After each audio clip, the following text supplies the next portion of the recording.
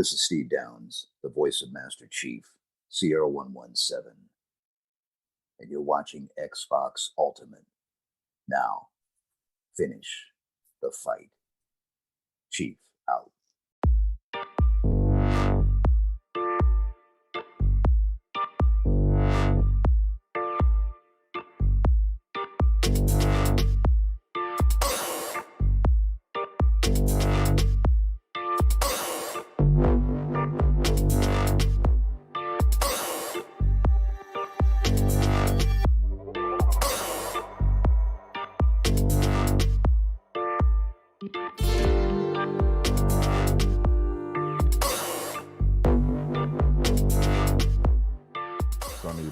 No, let's just talk back here. Hey, what's up, everybody? We are live. Sometimes I'm like, can we do that? Just not go live and just continue our conversation. Yeah, we could do that sometime. Yeah. Yeah. But we have people that are in here waiting for us to be live, so we're here. Hey, hi, everybody. This is Xbox Ultimate Podcast. Thank you for tuning in. My name is Mav, and this is Fun Speculation on YouTube. And we're also gathered here by some excellent people. So It's a wedding? I thought we were going to go next gathered sermon. here today to celebrate two very celebrate special people. Xbox. But hey, also before we get to that, hey chat, you guys rock. Thanks for tuning in each and every week. It's awesome to see people actually in there, like just waiting for us to get started. You know what I mean? It warms my heart. So thank you so much. We have two guests today, and I want to say hello first to Mr. Joseph Moran. He's becoming famous. He's becoming famous, everybody. Yeah, you were on Beyond. I know, that was the thing. That was an experience. That was crazy, dude. It's since I've started doing this, like I've gotten to know some people, right? Like in the community that I had watched before and stuff, and have kind of become a little bit of friends with, and like seeing you on a show that I've watched years ago just is absolutely amazing, dude. It brought me a huge smile to my face. And I saw Neo GameSpark was on Unlocked again. There's another show that I used to watch a lot, and seeing him on there is just like, it's like, wow. It's just freaking really cool. So congratulations on that. And also welcome to the show, dude. Thank you. Thank you so much. And thank you for having me. Yeah. The last few weeks have been nuts. Yeah, to say the least. Like real world stuff and podcast stuff. It's been a journey, but it's been a really fun one for sure. So again, thank you for having me, because this is kind of like the highlight of my week. Yeah. Oh, nice. Yeah, my wife was like, "Get Joe on the show." So I'm gonna try. We'll see what happens. Then look, you're here. You're here, man. Then we have another guy that is well known in this community. He's actually on Shop Podcast, which has been going on for years. And he's also starting tomorrow, going to be on a new podcast on this channel called Fun Speculation Podcast, FSP. And I would like everybody to say hello to Fuzzy Belvedere. What's up, Fuzzy? How are you doing? Hey, how's it going? Thank you for having me. Hello, I was chat. prepared to boo Pong, by the way. I'm excited that you're here, Fuzzy. This is actually your first time on this show, I think, isn't it? Yeah, it's my first time on here, and man, I've been watching your show as far as Xbox Ultimate for a while now, and it's pretty cool to be here on with Pong, who's also on the shop with me and stuff. And man, really excited for Fun Speculation or FSP podcast tomorrow. So man, just bundle of excitement, tons of games, and man, thank you for having me on. Yeah, dude. Excited about tomorrow and excited to have you here today. Then we have first in my heart, my lovely wife, Kaitlin, here as always. Thank you, baby. And how's it going? It's going good. I'm excited to be here. Excited to talk about stuff. Let's go. Okay, let's go. Then we have Mr. Encyclopedia of Gaming, dating back to the very first game ever created, Pong Soul. How's it going, Pong? Friday night again. Can't believe another week has passed us by. Exactly. I was waiting. Audience, settle down. I was gonna pause. All right. Come on. Look, give the guy a chance. Look, why is this that I podcast so much that I have deja vu with Joe being on shows with me? This is, you know what?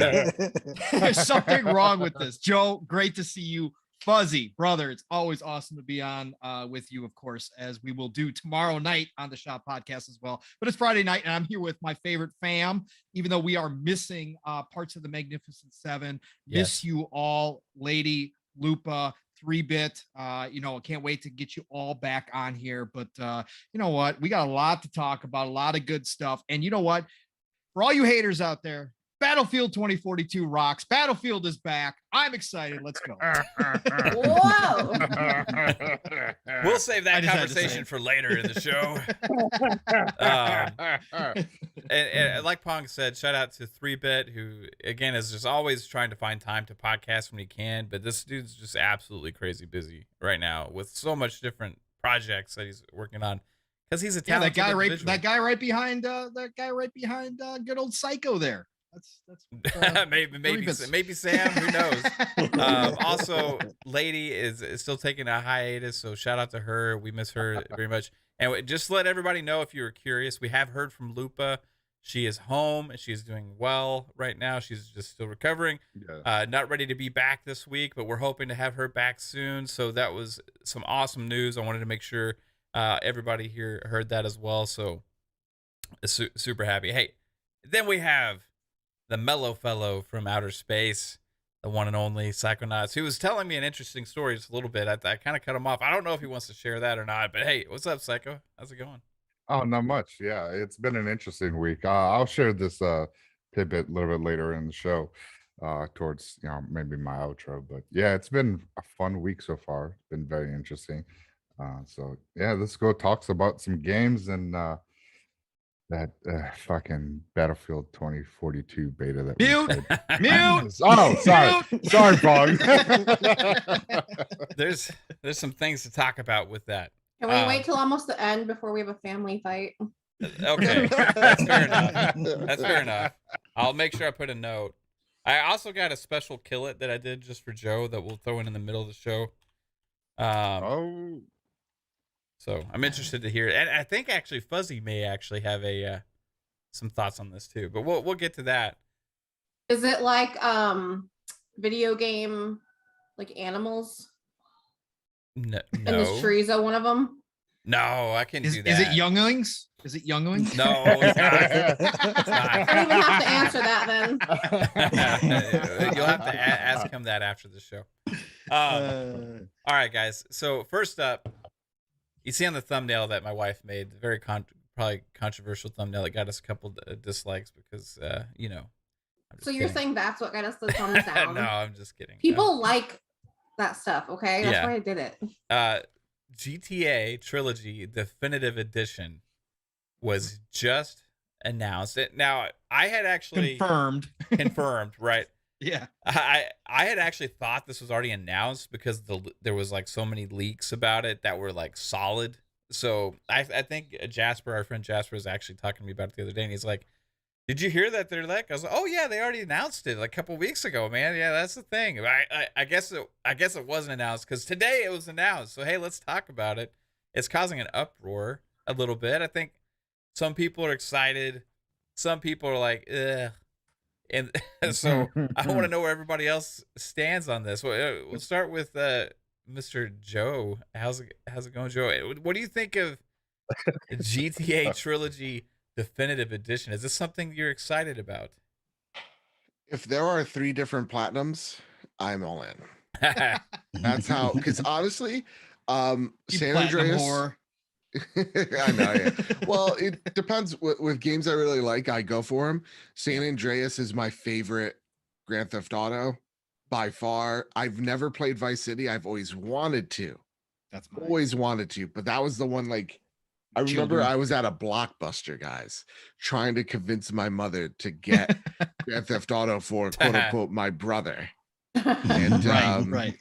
being too scared to actually play it because like thinking she'd walk in and like kick my ass because I was playing it. But honestly, this is cool news. I just want to know. It's weird that they announced it's real after the months of the rumors and not show anything.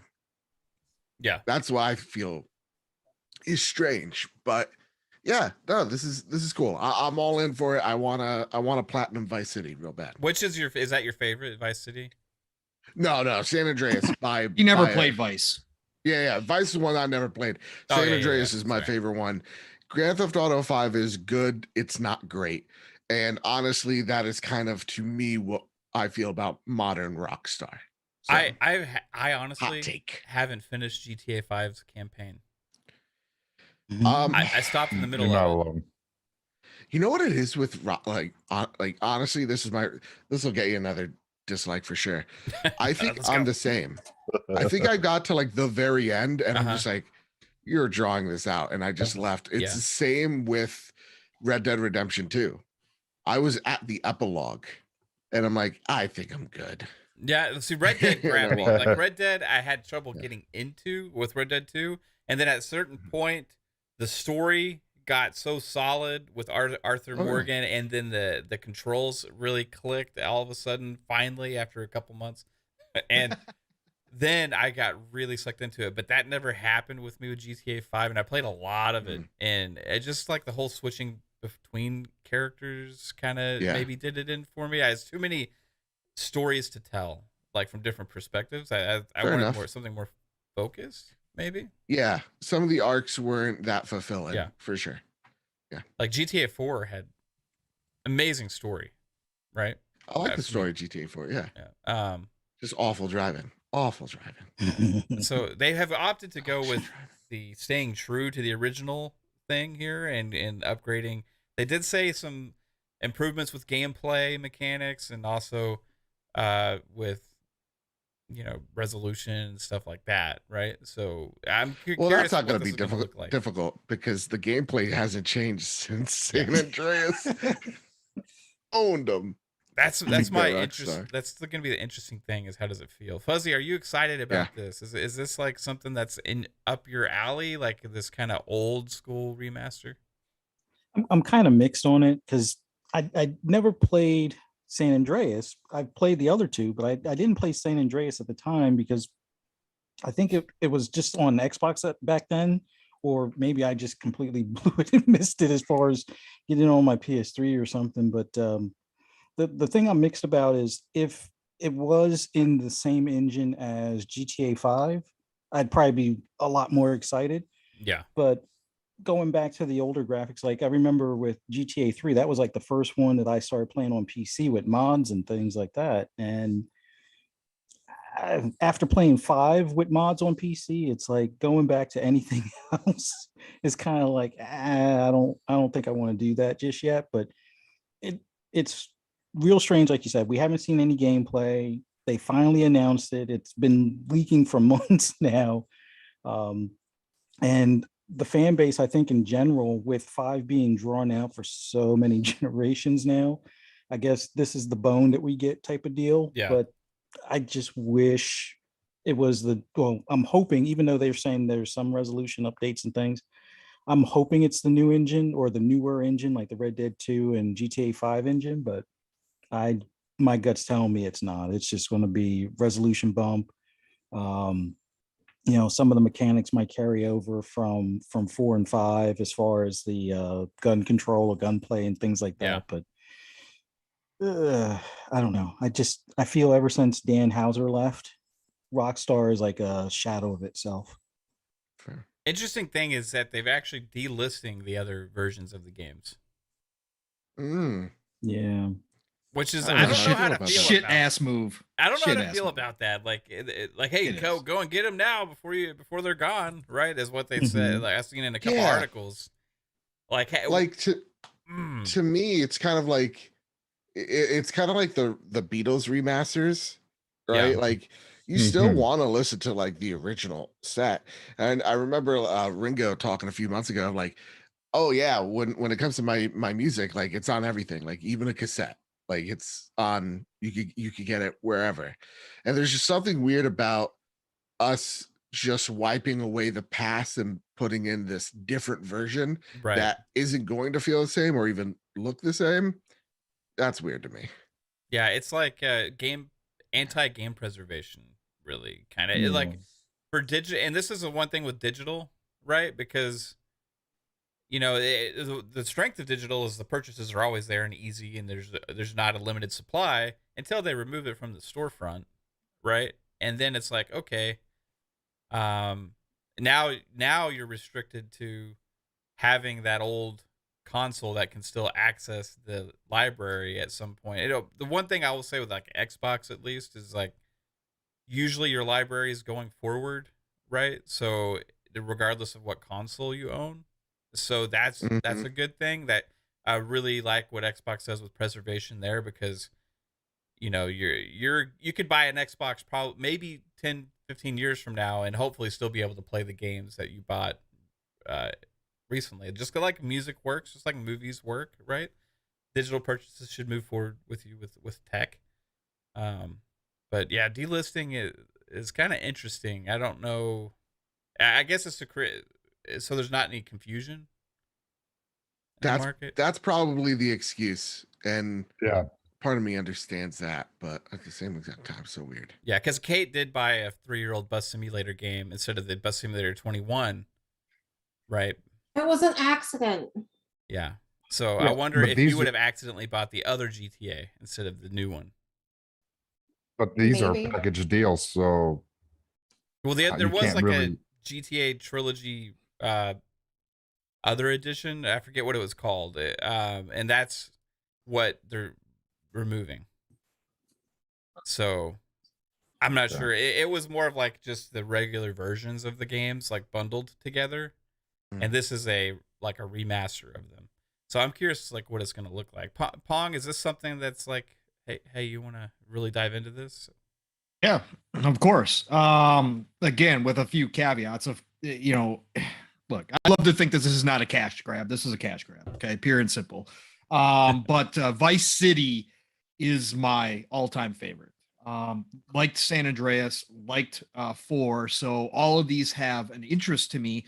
But if, and again, we don't know anything. We don't even know how long they've been working on this for. I'd love to think that they've been pouring their heart and soul into this for the past 4 years, because that's why we don't have any word on 6. I'd love to think that they took all that money that they've been making from online, or let's just say 1 month's worth, and really, really did something special with this. But I don't believe so. I believe this was straight up something that they just sat around and said, let's just put the minimal effort into this and let's get it out there, because we're still going to sell 50 million copies. So Vice City has to have the original licensed soundtrack. Otherwise, I'm not buying it. Okay. Period. Point blank. I don't care. I don't care what they do with their other ones, but it has to have the original licensed soundtrack. It was Pong, one of the greatest soundtracks. Only sis deal in absolutes. Yeah, well, I'm dealing in absolutes on this one. So, I like the dark side. Just because I won't go as far as Kaitlin will go does not mean that I still don't have Sith in me. Okay, so so they have to have the original soundtrack for Vice City, because that made the entire game. That made me be able to live in my Miami Vice, fantasy world. So if it does not have that, I will not buy it. Fantasy world, Correct. The bad Johnson. side. Yes, correct. Yes, that's my era. That's what I grew up in. Everybody here knows I'm old, so it doesn't matter.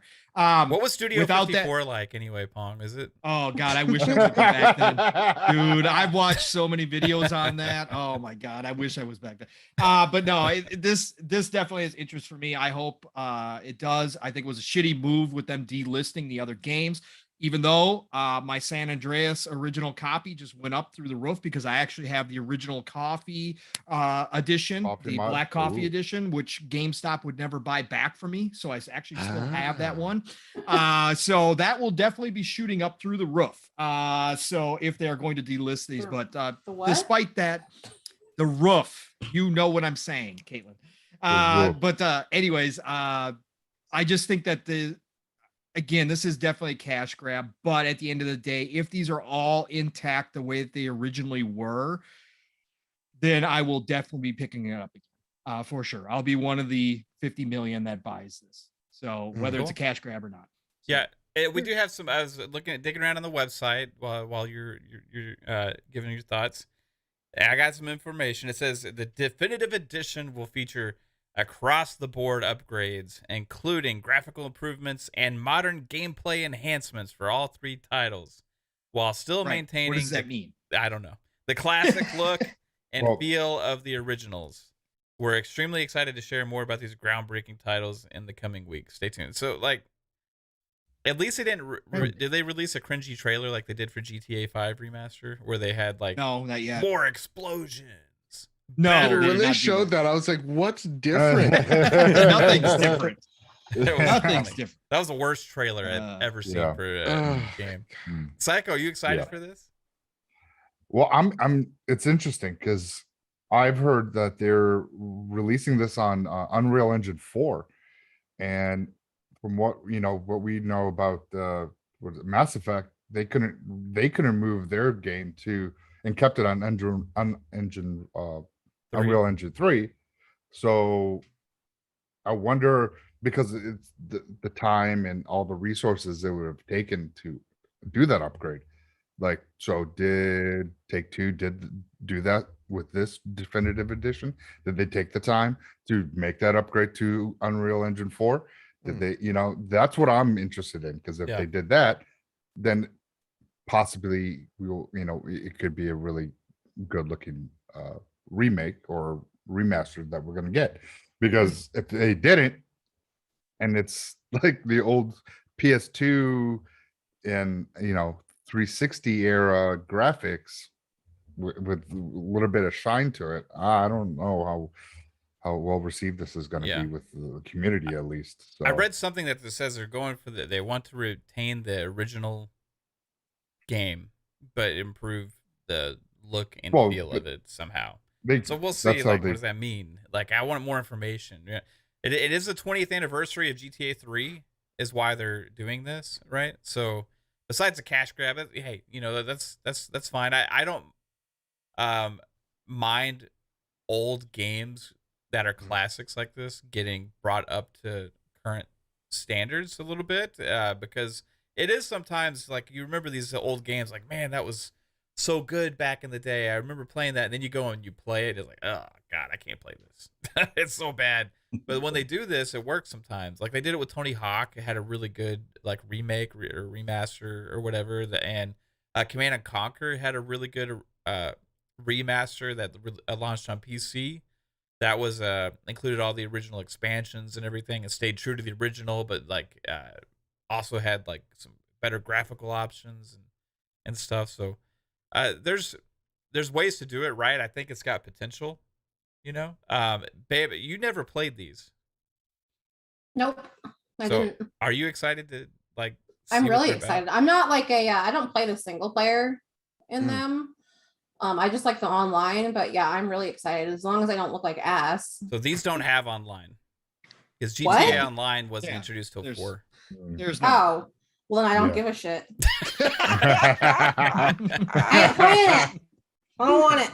Yeah, GTA Online wasn't introduced until 4, and it came out like after launch, and then it just continued with 5. I think. I remember when we were all like super excited.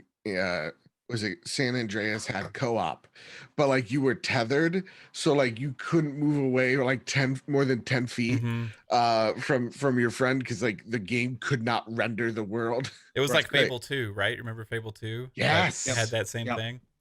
It's like, I want to keep running away from you, but I can't. So move with me, friend. Yeah, and it looks like that's ending with this generation. Isn't that nuts? Yeah, finally. Yeah. Finally. Hey, shout out to the chat. That's awesome. 43 people here right now. Hello everybody. I see some awesome names. Crazy Louie, who I just sent him a DM a little while ago. He's going to be on our show next week. So shout out to Crazy Louie. Indie Gamer, Shizno, Sappho, Micah Ford. We got What Just Happened, Nix, Spooky Sprocket, General C, Indie. Did I already say Indie Gamer? If not, Indie Gamer again. there's lots of awesome people here. Thank you so much for participating in the chat, hanging out. Remember, likes, shares, subs, all that stuff really helps the channel. So appreciate any of that you do. If not, that's okay too. And I want to give a quick shout out to the channel members as well.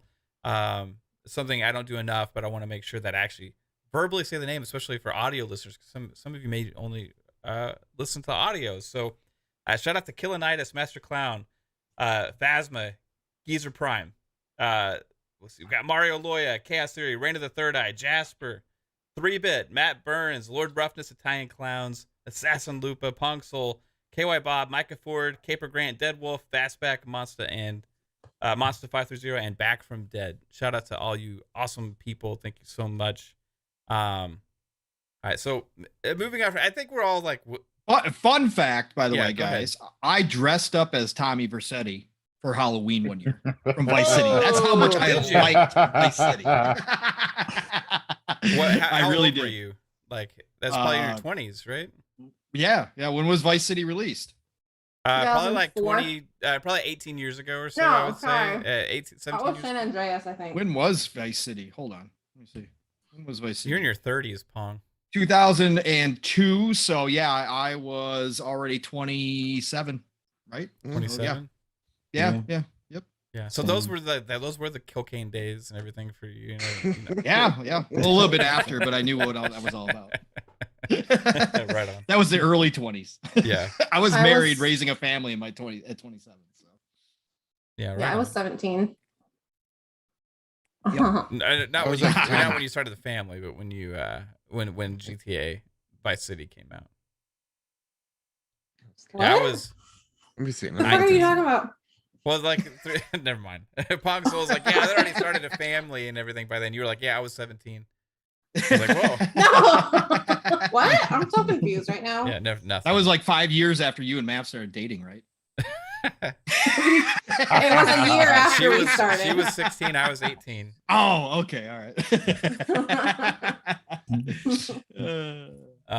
So I think it's pretty safe to say we're all like actually semi-interested in playing this thing. You know, I was 11 I'm when not, Vice City came out, guys, and I had to count 11. that with my hands. I was 11. Wow.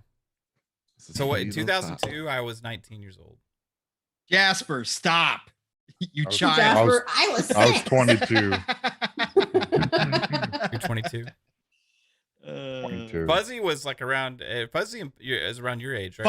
Fuzzy's Me my and age. Pong Yeah. are about same age. Yeah. Yeah. And he's retired, that lucky Yeah, bastard. he's retired and you're a grandfather. So, you know. Although I am an empty nester and Fuzzy's still raising kids. So Yeah. there is some trade-off. All right, so we got other stuff. I know that Joe specifically wanted to get into this conversation because we had been DMing a little bit about it. This game I have playing over here is Far Cry 6. And I'm actually really thoroughly enjoying this game. I've talked to a couple other people. I've had a conversation with a couple people in chats and stuff. And everybody I've actually talked to that's playing it is actually pretty much thoroughly enjoying it and everything. But like, there's like this weird stuff going around with some of the, I would say, non-reviews. Yeah, that's over a good this term. game. Is that the right word for it? Is a non-review? Yeah. So you want to go talk about this one specifically, Joe? That I know you said you had some issues with this thing. Yeah, man. So listen, I was playing Far Cry. I was lucky enough to get a code, so you could take everything I say with a grain of salt. But I've been thoroughly enjoying my time with it. I'm going for the platinum. Actually, right before we went live, I was literally clearing out the last fortress. So for me, I've really liked Far Cry. It is more Far Cry. It's great. And narratively speaking, they fixed a lot of problems that was with Far Cry 5. And the location is way better than Far Cry 5. The combat is, again, an evolution or maybe a step above Far Cry 5. And I'm not expecting like a platformer out of Far Cry 6. One review. So for me, I liked it. Like if I did a number score, which I don't typically do, but just to give the audience a, where I'm at, it's like an 8.5. It's a great game. That said, there are some people that legitimately gave this game a 4. And I'm like, how? Because 5 is like mediocre. 5 is like there are obvious problems, there are obvious bugs. And like, even before the game came out, they're just like, hey, just to let you know, this is the, usually when you get a game for review, they tell you when the day 1 patch is supposed to come and the glitches and bugs that they're aware of. So like, there was one reviewer like, this is a glitchy, buggy mess. It's like, dude, they told you when the game goes live. And when the patch went live, and when the patch went live, all the bugs that people were experiencing went away. At least I didn't experience them. So one of those reviews are just straight out bullshit. The other one that I want to point at is the Waypoint one. This is where I'll actually call out a publication. This isn't a review of Far Cry 6 because honestly, I can't play this shit anymore. I just can't do it. What an article. Because to me, speaking to that reviewer, what are you bringing to the table? What are you offering by putting up this article? What is the constructive piece of criticism that you have on this game? Because the tagline is very clickbait. And I feel like journalists are taking from some of the most toxic of YouTubers by going, let's just make something completely outrageous and let's throw it on our on the header and we'll get a few clicks that way. That's what that screamed to me, because to me that was a total that reviewer had a total disregard for everybody that put their hard work into this game. You may not like a game. You may get a game for a review that it's not in your genre or not in your wheelhouse, or just a game that you don't enjoy or genre you don't enjoy that you have to review. It's kind of like if I went to my job and was just like, I can't deal with these kids anymore, man. I just can't do this shit anymore. I just can't. Can I complain about it and still get a paycheck? No, do your job. Like, do your, if you didn't complete the game, then just make a review in progress, or just let people know, hey, I wouldn't crunch for this game. This is one of the reviews coming out. This felt like the last minute homework, right? That's what I have a disdain for, because for me, I get this is just not speaking to me. I get anxiety when I have to give criticism. Yeah. Because I know that there are literally hundreds of people that worked on this game. And so I really want to be thoughtful with my critique, because I don't want to just blatantly insult hundreds of people's hard work. And that's what this guy did. He's like, I don't give a shit. I'm just going to complain about my job, which is playing a video game and then talking about my experience with that video game. So I don't want to do my job because I'm an entitled, arrogant ass.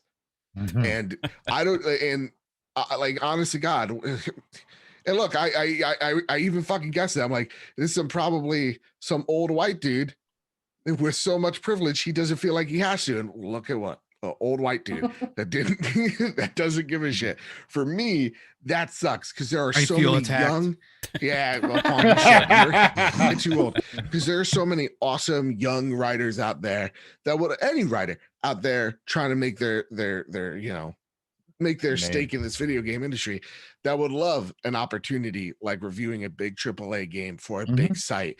And this guy just doesn't feel like fucking going up to the plate and swinging. Like, come on, man. Come on. Arrogance. You could come out and say, I don't like a game and give me critiques, and I don't have to agree with them, but I can at least understand your perspective. Your perspective is, I just can't play this shit anymore. I just can't do it. Well, then find another fucking field, because this ain't for you. Yeah. Or don't review the game. Or give it to somebody else. If you can't do it, be honest and upfront with your people that you're working with and say, hey, look, I can't do this game. I can't do it. So give it to somebody else, because I'm going to end up writing an article that says that. Like, just be honest and don't review something that you know you're going to hate. Right? And with so much freelance work, You would think someone would be like, all right, I'll budget. You know, Matt doesn't like this game. He can't do this shit anymore. Let me go out there and let me find someone else. I don't know. That really triggered me something fierce, because I hate clickbait more than anything. I hate the rudeness just to be rude. I fucking hate that. I'm sorry I cuss. I really can't stand it. Because it's the internet. There's enough of that out there.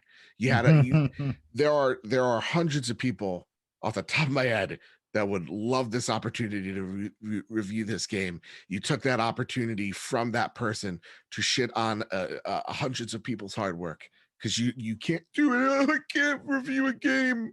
And write about it. And the excuses are that it's Far Cry. Right, it doesn't make sense. Those $2 super chat from Flame. He says, "You're not allowed to enjoy Far Cry 6, Mav." Well, that's the way that some of these reviewers are just. It's like, hey, this is a Far Cry game, and that's a bad thing now, right? Like, why? I want the same energy kept for a Mario Kart. I want the same energy kept for Mario. I want the same energy. Final Fantasy. A Souls game. A Souls game, keep it. It's just more of the same. Right. Well, duh, if I bought Halo and it was a third-person shooter, that's not Halo. When people are like, it's just more Far Cry. How is that? What are we doing here, guys? Yeah. That's not a critique. Then you just don't like the series. That doesn't. That's not a critical thing, right? It's not a critical thought. It's just like for me, it's like if I played, I don't know, Forza Horizon, I'd be like, yeah, there's more Forza, more cars, and I just walked away. It's like, exactly. But for the people that like it, or the people that are interested in that genre, want to know about it. Exactly. That's not a fucking critique. God, Joe's about to lose his shit. I really, and it's not because I'm not saying that this game's a 9.7. I'm saying that it's an 8.5. Good time. It's literally Fast and Furious-esque popcorn, turn your brain off. That's what it is. That's what Far Cry's always been. It's not Citizen Kane. What I'm saying is just give it a fair shot. Yeah, Citizen. Yeah. Fuzzy, going deep. Thank you for letting me have this TED talk. Hey, no. And also, thanks to Flame for that $2 super chat. Super appreciate it, dude. Fuzzy, I don't know if you've been playing Far Cry. I know you've been playing Insurgency Sandstorm. Yeah. But as far as Far Cry 6, thoughts on the review process? Because I've been noticing it's not just one reviewer either. It's like this hive mind thing that happens sometimes with games journalism, where and this was something I've noticed for a long time before I even got started with podcasting. And it's I'm glad that this has actually happened now, so I can talk about this situation, because it seems like everybody is sharing the same exact thought, and it's like they copy and paste that specific thought in a lot of the reviews. And the thought is, hey, this formula is getting old. I'm sick of this Ubisoft formula. But at the same time, for me, it's like, Far Cry is the creator of this formula. It is the Far Cry is the original. A perfect sandbox. Right? I wouldn't say a perfect sandbox, but it's a great sandbox type game. It's open world. You pretty much tackle the missions the way you want and stuff. But I'm annoyed at when journalists like to pile on a game. It was kind of the same thing with Mass Effect Andromeda. I actually enjoyed that game. Yes, a few bugs here and there, but for a Star Trek fan, it was kind of like a Star Trek in a game. Now, at the time, I hadn't played the previous, Mass Effects, and I can understand the preference for 1 through 3, but Far Cry, I've enjoyed my time with it. Am I grown a little tired of the formula? Maybe a little. To switch it up, I would love to see us be the bad guy from the start. Switch things up, make it seem like you're the good guy, but you're actually making matters worse, or how much terror you can create in your land or country or something. But overall, it's been a fun game. And if you're tired of the formula, give heartfelt critiques on what could improve. like a lot of people say, well, at least for me, Assassin's Creed needed to change. Well, they changed things, but in a weird way, Ghost of Tsushima was kind of, in my eyes, a better Assassin's Creed than Assassin's Creed. They've done some things that are different as far as like how the open world, works or functions, and different, mechanics in the game. But it feels almost like an Assassin's Creed if they kind of improved or tweaked a few things. So as far as Far Cry, and I kind of like the same thing with like Just Cause 3 and Just Cause 4, you're causing chaos, you're causing havoc, or you can go in there stealth or loud, however you want to do it, but you get to play the game the way you want for the most part. Now there were a few things where it was a little different than previous Far Cries. Like it seemed to start a little slower in comparison. Like I'm used to seeing the boss and then either deciding not to take him down or wait for him or whatever you can, like that cheap achievement where you don't do anything for like the first few minutes type of deal. So it did change that part up, but overall it's still fun. It just seems like I hate to say like slow news day type of thing. They just picked the this particular game to kind of bully. I mean, sure, Ubisoft has, and we'll probably get into it further later, but Ubisoft has had some misses or at least some changes that don't seem to jive with their fan base in some cases. But I think they got this one right. They did make some changes. They did make some improvements. Is it a game of the year contender? No, but I don't think anybody buys Far Cry for that game of the year contender aspect. I think Joe, hit it right on the button where it's like, this is like your Fast and Furious or your popcorn, mass explosions type of game that you play. You just cause havoc, or you stealthily sneak through the base and take everybody out one by one type of deal and go from there. But yeah, these non-reviews need to stop, just for the fact that it's a waste of time. If somebody's on the fence for the game, you're not giving them any info on the game. You're just giving them your gripes and moans about either the game or the genre that may not be your preference at that point in time. So it just seems like the pile-on mentality, like you said, Mav, like the hive mind type of setup, it just needs to go away and go away quick. Yeah.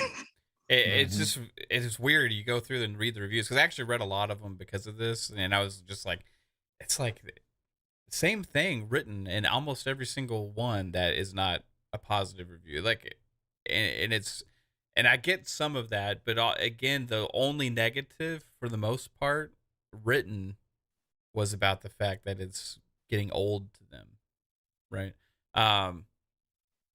Psycho, have you had a chance to try Far Cry? Yeah. No, I have not tried it yet. I would like to. I like the Far Cry games. I didn't get into 4 so much. I like 5 a lot better.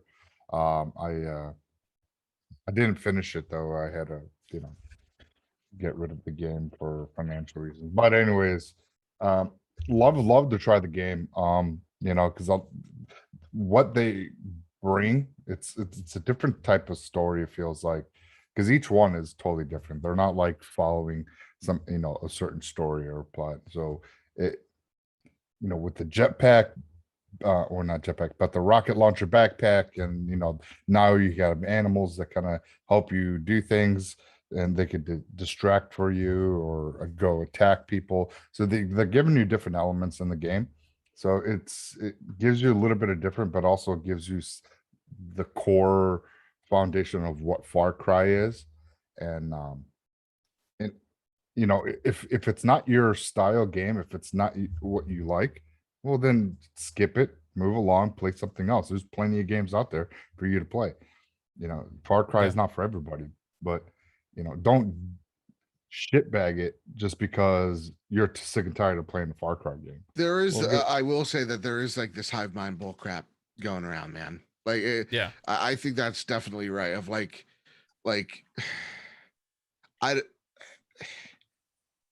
it's is following definitely the trend journalistic wise to make it seem like you're going with whatever the consensus is almost at times. You know what I mean? Yeah, and it's strange. Like, you know, I see it like a lot of people like white knighting for, you know, for example, I'm a Hispanic. This game deals with Hispanic culture and Cuba and all that stuff. And there are some people that have thrown criticism, fair of which, at this game for how it was advertised, right? And I feel like there are some critics out there in Hispanic creators, such as like my good friend Katie from But Why Though? And then there are some others that are just like, hey, I'm a white dude from New York and I'm fighting the good fight with you, and I got some thoughts here too. I'm from Kotaku. And it's like, no. Just you. And some people are, I think, being overly harsh because they want to be on the like the quote unquote good side. Because there was a critique of like, oh wow, they use, for one reviewer, they're like, it's tone deaf in the way that it handles how or tone deaf in the way of like they don't talk about the colonialism or any of that of the Caribbean countries. And I'm like, no, what? Like when I read that critique, I was like, there's a whole chapter dedicated on imperialism, colonialization, slavery, and all that. Like they're like, and then like just the outright overtones as well are there. Like undertones, overtones, all the tones are there. And I'm like, you have to be seriously not looking for them to be there. And for a, I talked about it going into it of like, I want Suicide Squad out of this, where it takes place in a fake Latin country, but the Latin characters aren't caricatures of Latin people, right? And that's what Far Cry is. Far Cry is a fun action flick. It's got some serious undertones and overtones, and it takes the culture that is in that hemisphere and doesn't mock it. It does a pretty damn good job of respecting it. Nice. And so to me, that's what I think some of the white knighting is for. Is like, hey, let me just trash this game so people can see how good of a person I am. Yeah, I've seen that. In fact, actually, one of the reviews I gave it a 4 mainly talked about that with the criticism. And then they go on to say, but I don't know enough to actually speak on this, but I'm going to give it a 4 anyway because of this reason. And it's like, then don't speak on it.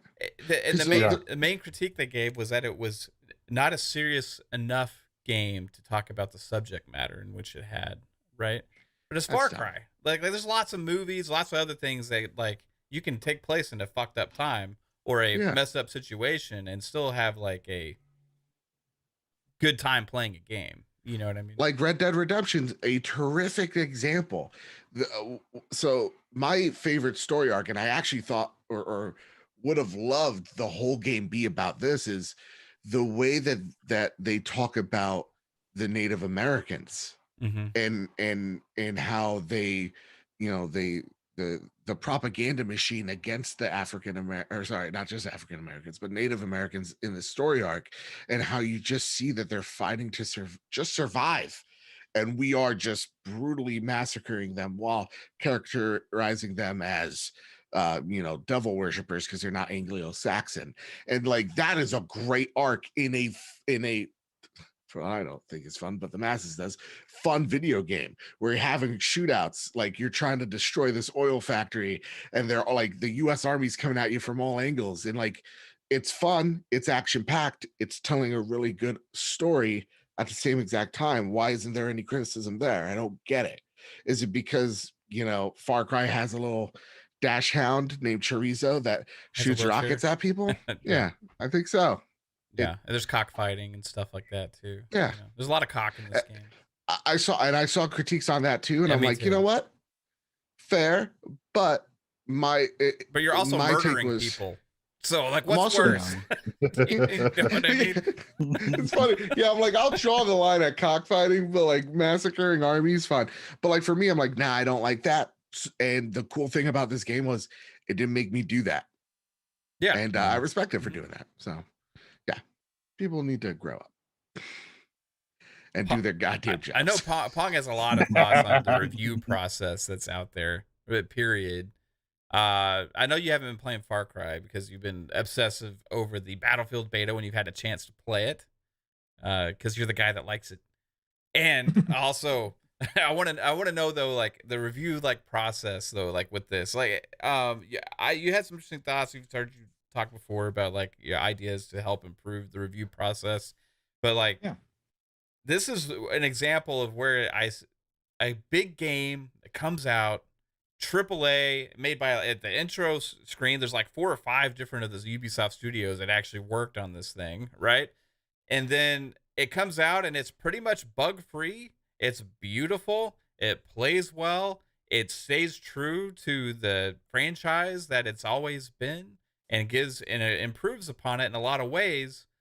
Yet you see big publications, in medium publications, I'll say also, give it a 4 out of 10. Like, and it's kind of baffling about how that can be when a game has such a high build quality. Right. You know what I mean? So what are your thoughts on some of that? Oh, we've been through this rant so many times. It almost seems like monthly at this point. We are getting a game or games that causes the journalism to show their true colors. And I again, unlike Joe, I don't just think of old white guys. I also think of the young entitled people who don't seem to enjoy their job, that they want to be. I'm in the middle. I hate both. Just covering other. I know. I'm just giving you a hard time because I can. Giving that just seem to have taken a games journalist job because they couldn't get the political job that they wanted, so therefore they are writing about stuff that they're not truly interested in. They are disinterested completely with this stuff, or have a casual interest, and it comes out all the time because they seem to try to dig through these games and find topics outside of the game itself to highlight. And I have an issue with that because we are still talking about video games. If a video game itself is portrayed by the devs as a political statement, great, talk about political stuff. That's fine. It's 100%. But to find topics within a video game that don't exist per se, just because that's what you want to write about, that's where I think it goes sideways. But again, there's a lot of different things happening with all the reviews here. So there are people that absolutely just don't like Far Cry anymore, that have played so much Far Cry in their life. They're done with it. Again, for me, I've always told you guys, Ubisoft games and Far Cry games are a fast food for me. So I don't need them day one, but I know eventually I will go get them, especially on one of the classic Ubisoft sales that usually happens a month down the road or 2 months down the road when they're half price. I will pick it up because I know I'm going to enjoy myself. It's just not something that I need to go get day one. I think that there's 2 different ways that you can go about this. And I think when you come across a journalist who flat out says that they had no interest in this game, again, they probably should not be writing a review. If they didn't have anybody else to cover it, they should have probably just said, hey, we're skipping Far Cry this time. We're not going to review this Far Cry, and leave it at that and be done with it. I think that another way to do this is, I don't know if any of you listened to, or any of the audience listened to, the Xbox 2 today. Jez did the review. Jez on Xbox 2 was flat out admitted that he is done with the Far Cry formula, that he hates it. Yeah. But you know what? He also said while talking to Rand was, because he went on a rant about how he hates this now, that this is not what he's looking for in a video game, that they need to change it up, all that stuff. But he said, while I was doing this, I still stepped back and I looked at it from the point of view for the people who do enjoy Far Cry. And I tried to remove myself from my personal feelings and honestly critique this. And if you go read his review at Windows Central, he says that it to him it's boring, but he gave an honest review of it and gave honest critiques of it that he had problems with, and still wound up giving it a 3.5 out of 5 stars. which I think is a fair way to do it, right? Again, that's he removed himself. He said, look, I'm not just writing for myself. This isn't me just reviewing this game for my own feelings. He goes, I have to think about my readers. I have to think about our content and what that means. And if somebody does enjoy Far Cry, they're going to love this game. There's a lot to love here as far as graphics and that stuff. And then he went on to find some really, some specific things that he did not like the AI, he thought, wasn't up to par, all that kind of stuff. So that's what I think you have to do if you're going to go into these reviews like this, because you do a disservice to everybody out there if all you're going to do is say, hey, I don't want to review this game, but I'm going to review this game. But at the end of the day, I'm just going to give it a 4 just to give it a 4 to show my displeasure. Okay, look, that you're not doing anything for anybody. It's not helping anybody. You're not helping anybody make a decision is what reviews are supposed to be about, is helping the masses make a decision. People who may be on the fence about this game, giving it a 4 just because you're sick of the formula or just because you don't like the topics at hand or you don't like how it was addressed. That's not going to help your readers, the casual gamer fan who out there who's trying to make that purchase with his or her wallet. That doesn't do you any good. It doesn't do them any good. Just skip the review or find somebody else who actually honestly wants to give it a good review. Honestly, I can't believe I'm agreeing with you, Pong. Yeah, well, I know. We agree more often than not, Joe. That's for sure. No, again, it's just I'm sick and tired of this. Again, we've gotten to this point in journalism. I understand the video game industry has gotten so big. We've got so many people involved in it in all different sides of it that you're going to have we've got a much bigger by I don't know how many times fold of reviewers now. Back in the day, it was a couple magazines that you would turn to. The same people were reviewing. They were the same people that had been writing for them for 5-10 years. Again, that's how it used to be done. Like I've always said is back in the day, I thought it was fantastic. Like an EGM, they had certain people that would review RPGs because they loved RPGs. By the way, EGM gave this game a 4. Which is, again, this is how far we've come now, right? This is where we've come in journalism, right? But they would have specific people who were interested in a certain type of genre or a certain type of game that knew the mechanics, that knew how things were supposed to work, and they would review those games on a consistent basis. Now, and again, part of this is because we have so many people in the industry. Part of this is also because we have so much content coming out that they don't have enough people to cover everything at all times. So it's whoever's available gets that review. There's a lot of different reasons for it, but at the end of the day, these 4 out of 10 reviews for a game that looks as good as Far Cry does, that does play minus the bugs, which Joe, talked about, and they were upfront about the bugs. And that's something that's a part of a large percentage of games that comes out. Right. Yeah. So there you go. So for a game to get a 4 out of 10, for me, back in the day, a 4 out of 10 would have been a broken game. Okay, flat out. It would have been a broken something mess. Doesn't work. Right, exactly. It would have been Vanguard's beta. Okay, that's what it would have been. Battlefield's beta. Right. And, no. And honestly, dude, like you hit it. Jez is an actual reviewer and took himself out. And I'm looking at his review right here, and just the snapshot, I agree with it. It's like, the AI are dumb. I don't need. The AI are dumb. Yeah. You don't need to use the amigos. They're just cute little things you could pet. Despite Esposito's acting, the game's softball writing, forgettable characters make a Far Cry tiring. I agree with half of that. There is softball writing here. There are just like I could see where things are going, and to the point of it's more Far Cry. There is this here's what's going to happen. You're going to enter into this section. This person's not going to trust you. You're going to build their trust. You're going to have a win, but it's going to be immediately taken from you. You're going to go on a revenge path. You're going to kill that bad guy. And then you're going to go to a new area. They're not going to trust you. You're going to build that trust. Something happens midway. Maybe someone dies. Maybe someone comes close to death. You're on a revenge path. It's it's a writing formula. I get it. I get it. And but to say I can't do this shit anymore. Right.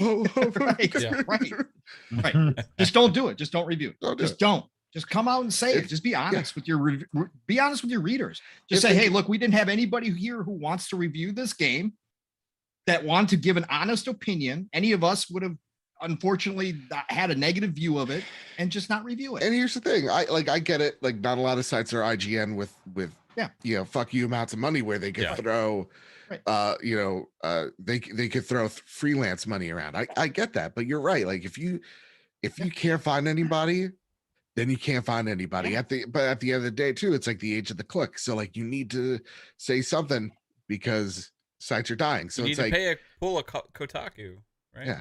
And at the same exact time too, like I've met absolutely a few creators that are like YouTubers, podcasters, you name it, that will get a code and be like, okay, I'm gonna only say something nice to them because and that's I wrong don't too. want this code to take away. Right. So like, and that's a disservice too. And eventually it all catches up to you, Joe. We've watched the downfall of Kotaku, right? As much as they've gone to clickbaiting, it's failed them. It's failed them because they're failing. They've lost all their good writers. They've lost most of their good personalities over there because at the end of the day, eventually it's going to catch up with you. I get that's the formula now. I hate it. But at the end of the day, if you're doing a disservice to your, to all of the people, all of your fans, if you're going to do a disservice to them constantly, eventually it's going to catch up to you because everybody catches on no matter what at the end of the day. Even your diehard fans are eventually going to start going, God, I'm just tired of it. Why? Why even do that? Why say this stuff? Why put that headline? Eventually it works itself out and they're dying off. Thankfully.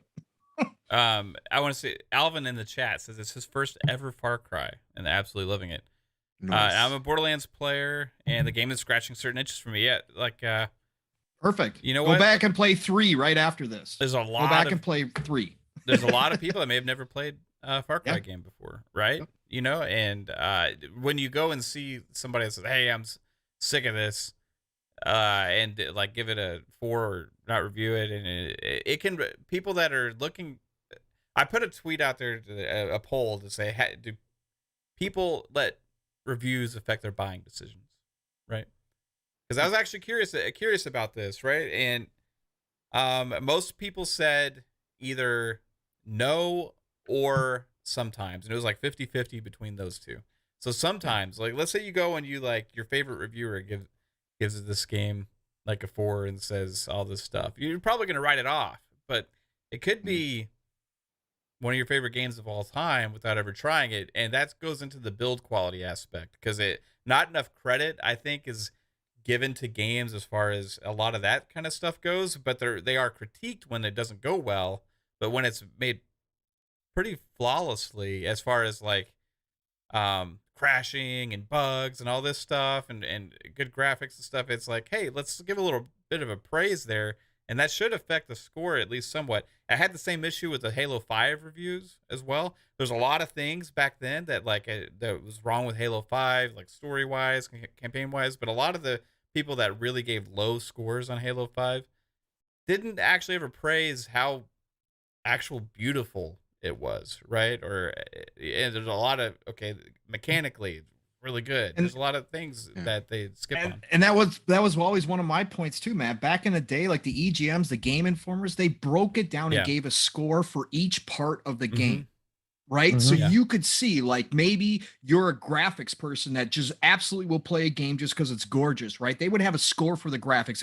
It could score a 9 in the graphics and score a 6 in the story. Yeah. But at the end of the day, your decision would still be like, hey, this game's looking gorgeous. They love the graphics. They love, the performance was great, all that good stuff. I'm still going to try this out. Right. But when you just give it one final score of a 4, again, a 4 like that. That's just wrong. Well, that's how like OXM was back in the day. They broke it down. They broke down like even sound, so audible and correct visually. Audio. So it just feels like they've got a lot of journalists got lazy, and it's just like, well, let me hurry up, throw this freaking review out there. It has a political view. I don't like it, so I'm just lowball it, and and it sucks that visually it looks like a good game. If it's like any of the other Far Cries, it's going to be fun. I mean, right. I don't know. Like I said, this is a huge topic for me because I hate where it's all gone. Like for me, I'm never going to play The Last of Us 2 because it's not the story I wanted. But but even if I had to review it, let's say it was like I was a reviewer and I had to review it, I still would have given it I could look at the graphics and say, that's a damn good looking game. I could play with the mechanics and say, damn, they improved this a lot, even over The Last of Us. Last of Us top 15 game for me, but they improved the mechanics a ton. This, from a mechanic standpoint, from a gameplay standpoint, this is a great game. This is awesome. Yep. I could break those down neutrally. Would I give the story a low score? But yes, I would have, but I would have given it based upon my opinion. And at the end of the day, reviews are still opinions, right? Yeah. So I still would have expressed that, but somebody could have looked at my review and said, okay, so Pong didn't like the story, but he's telling me all the rest of it's a great game. I've read other reviewers that absolutely love the story. So, that's going to be it for me. I'm going to go get this game. Whereas if I just reviewed it the way it's done nowadays, I would have made some clickbait article headline, and then I would have said 3 out of 10 sucks. Not the game I wanted. Yeah. Okay. That's not doing anything for anybody. You know what, Pong? That's actually a really great example because I knew some people that reviewed Last of Us Part 2, and they're just like, they're like, yeah, I don't like where the story goes, but it doesn't mean it's bad writing. Like it's a great game. Right. And they took themselves out of it. They're like, listen, I don't like where the story went, but I can't defeat the logic of how the story went. So fine. Right. And and same with this. So yeah, I definitely agree with you there, man.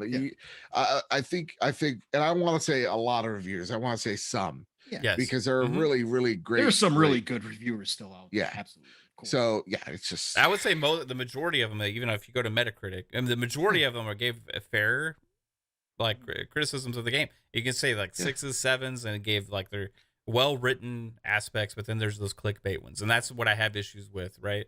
Is the clickbait? It's just more Metroid, honestly. I just it's whatever. Yeah. Babe, I want to ask you this question. Do you let reviews affect things that you buy? No. No. Do you read reviews ever for anything? No. Well, yeah, like makeup products and things like that. But at the end of the day, if I want it, I'm gonna buy it. Right.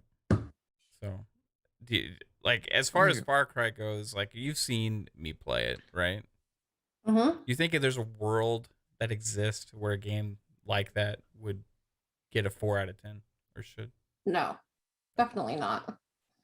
I just think everybody's become so overly critical when it comes to everything in the past few years, everything.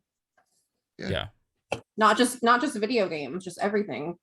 Yeah, it's you can't even honestly. It's you can't even fucking enjoy something. Yeah, exactly. Overanalyze. We got to overcritique. We got to make sure we're saying the right thing to the person on the left or to the right of me. It's very annoying. It's become the in thing to shit on things. Yes, and I hate that. Yeah, me too. When the people are like, oh, I'm that's example with the WandaVision one line. It's grief is just love persevering, and people were like, oh my god, an MCU, whoa, finally some good writing in an MCU. It's shut up, just shut up. Shut up. Don't pretend you weren't in theaters 2 years ago cheering when Tony got the gauntlet. Don't tell me that, okay? MCU's a cultural phenomenon. You settle down. You don't have to. Yeah. I don't like it, Kaitlin. This whole thing, babe, that you're saying was the inspiration for the name behind the channel, because I was so sick of seeing all this just nitpicky, just BS out there with everybody just being negative all the time about it's okay to have your critiques, right, and have certain things you have issues with, but everything all the fucking time. No, we're talking about video games. We're talking about stuff that we love, hobbies that we enjoy, and it should be fun, right? Now, when something deserves to be called out, call it out. But if you're gonna get to the point where you're fucking overly criticizing something because it is what it's supposed to be to begin with, or always has been, it's like Battlefield. It's come on. Well, we'll get into that. But why is this become what a lot of people focus their attention on instead of having fun with it and embracing the love and joy of it? And it's those people don't like that other people are having fun with it. Yeah. Oh, and they call them out too, right? Yeah. Oh, like you people just like are corporate slaves, right? You're just fanboys. You know, you're gonna defend everything. You're damage controlling. No, we're like enjoying what fucking we like to do. You know what I mean? Like I don't go to a movie and think the whole time I'm just gonna wait for that thing that just pisses me off or that scene that I don't like. You know what I mean? I'm gonna go to the movie, sit down, see if I like it or not, enjoy it while it's on, and just have fun with it, and then talk about it afterwards, right? Oh, I like this, but I don't go away like angry, like I can't fucking believe that guy in there had a Coke in his hand. Oh, stupid marketing, you know? Like, and if I don't like it, no one else can either. Vic the Click with $10 super chat. Thank you so much, Vic. He says, "Why I love Game Pass? Why listen to a reviewer that may not even be a gamer themselves?" When you can try the game yourself, and if you like it, keep it. If you don't, delete it. Don't shit on my fun. Yeah, there we go. X Vic. Flame X. with a $5 super chat. Thank you also, Flame. Appreciate it. Says, that game's journo made us all feel about mainstream media how he did towards Far Cry. That's true. Yep. And I just can't do this anymore. How ironic am I, right? Yeah, exactly. That's a good point, man. Heck yeah. All right, so we're gonna move past this though. I've had a lot of Far Cry ranting on this channel the last couple of days because I've been getting sick of it, and I was talking about this even before the game came out because I sensed it coming. Yeah. I sensed it coming. There was no excitement for this game, and I just knew the reviews were gonna say, "Hey, it's Far Cry." So we're gonna give it a bad score because what's funny though, Mav, is back in when it first was announced, there was a lot of it excitement. was, man. People, I don't understand. People were hyped. It's the hive mind. A couple people Yeah. started saying it, right? Yep. And it's like, okay, well, it's not cool to like this anymore. It's lost its cool card. Far Cry, Right. in the media now has lost the cool card, right? And that's what's going on. And that's spread around. It's not cool to like it anymore, guys. So It's so annoying. If I could end on this one, this one point, because Far Cry 5 threw no punches because they were playing with some very politically charged themes, but were too cowardice to actually pick a side on either one of these things. This is actually the first Far Cry game that actually has like some really strong opinions on things. And it is funny that like the people that would agree with what Far Cry is saying or trying to say doesn't like it. Yeah.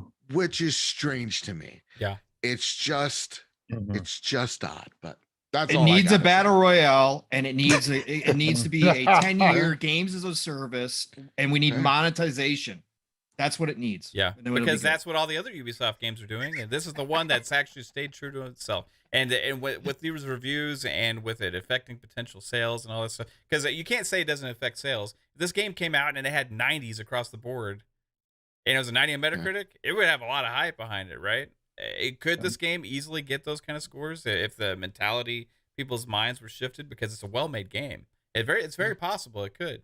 Because there's some nitpicky things you can critique here and there, but overall, like it's not a bad game. Like even Joe said he would give it 8.5, right?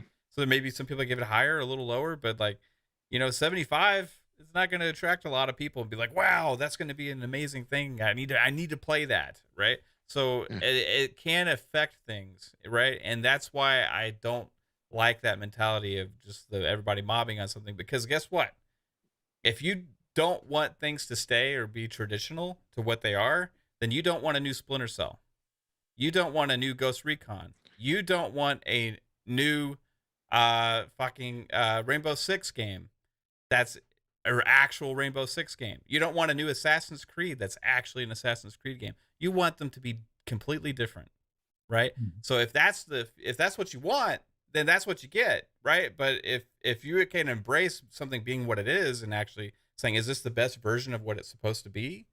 Then you can maybe talk about, hey, is this going to get a sequel? Is this going to get, another game in the franchise? Instead, guess what? Now we may get Far Cry Infinity. I don't want Far that. Cry Mobile. So all right, moving you guys on. Don't have phones? Who was that? So you guys don't have phones? We got the future headed. Let's see. I want to get to this kill it segment. So I did this just for Joe. Okay. So I don't know if you've seen where we do this, Joe, occasionally, but we have to erase something from history here. Okay. This is not going to be fun. This one's going to be easy for me. Usually I put myself in a bad situation, but this one's going to be really easy. Okay. In your honor, we are going to kill a Souls franchise. Oh, good. Okay, and you cannot. This thing will be erased from history. The history of it will be gone. You have never played it. It's gone, and there's never going to be a new one. Okay, so I got 4 Souls. There's a couple of them are Souls games, and a couple of them are Souls-like. Okay, so we'll. In your honor, well, you know what? We'll make you go last. That sounds nice. We'll start with Fuzzy. All right, you have to kill Bloodborne, Demon Souls, Dark Souls, Neo, or Sekiro. Just kill one of them? Kill one of them. It erases them from history, and there will never be another one.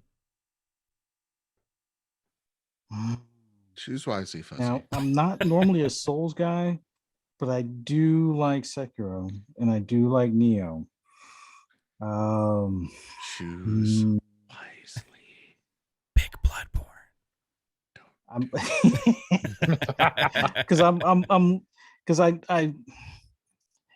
Jeez. See, if I say Dark Souls, that's just going to have the pitchforks after me on that one. But in a weird way, because Bloodborne and Demon Souls have their proper place as far as how a Souls game or that whole genre. So this is, if there's a wrong answer, I guess I'm going to wind up picking it. I'm going to say Dark Souls. All right. Okay. You've chosen wisely. Dark Souls. Dark Souls is gone. Kate. Oh, hi, Harper. Hey, baby. All right. Is Harper going to choose? You don't care. You don't care. You got to kill either Bloodborne, Demon Souls, Dark Souls, Nero, or Sekiro. Sekiro. Okay. Pong, do you like Souls games? No? Okay, this is going to be easy for me. But I love watching people play them. So for me, like I said, I don't want to put in the time to get good. So for me, that's the hard part.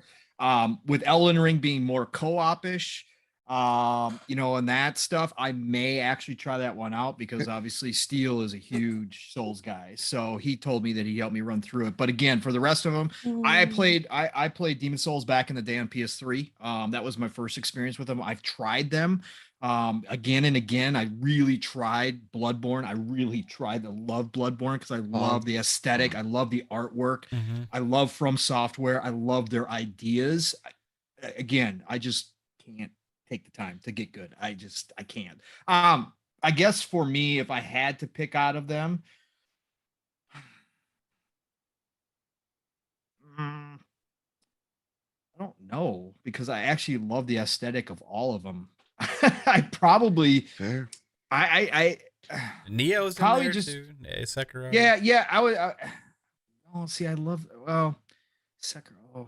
I'd probably take Neo just because it's the one that I know the least about, but I have watched people play it and I really do like the style of it. But I'd probably say Neo out of those. That's the one I'd probably go with.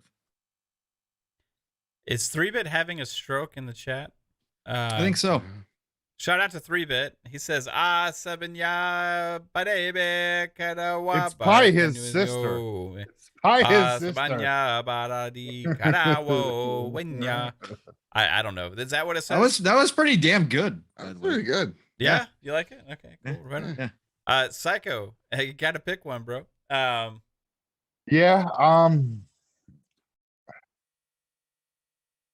If I had to pick one, I'll probably have to go along the lines of Dark Souls. That's probably one that I haven't really played so much.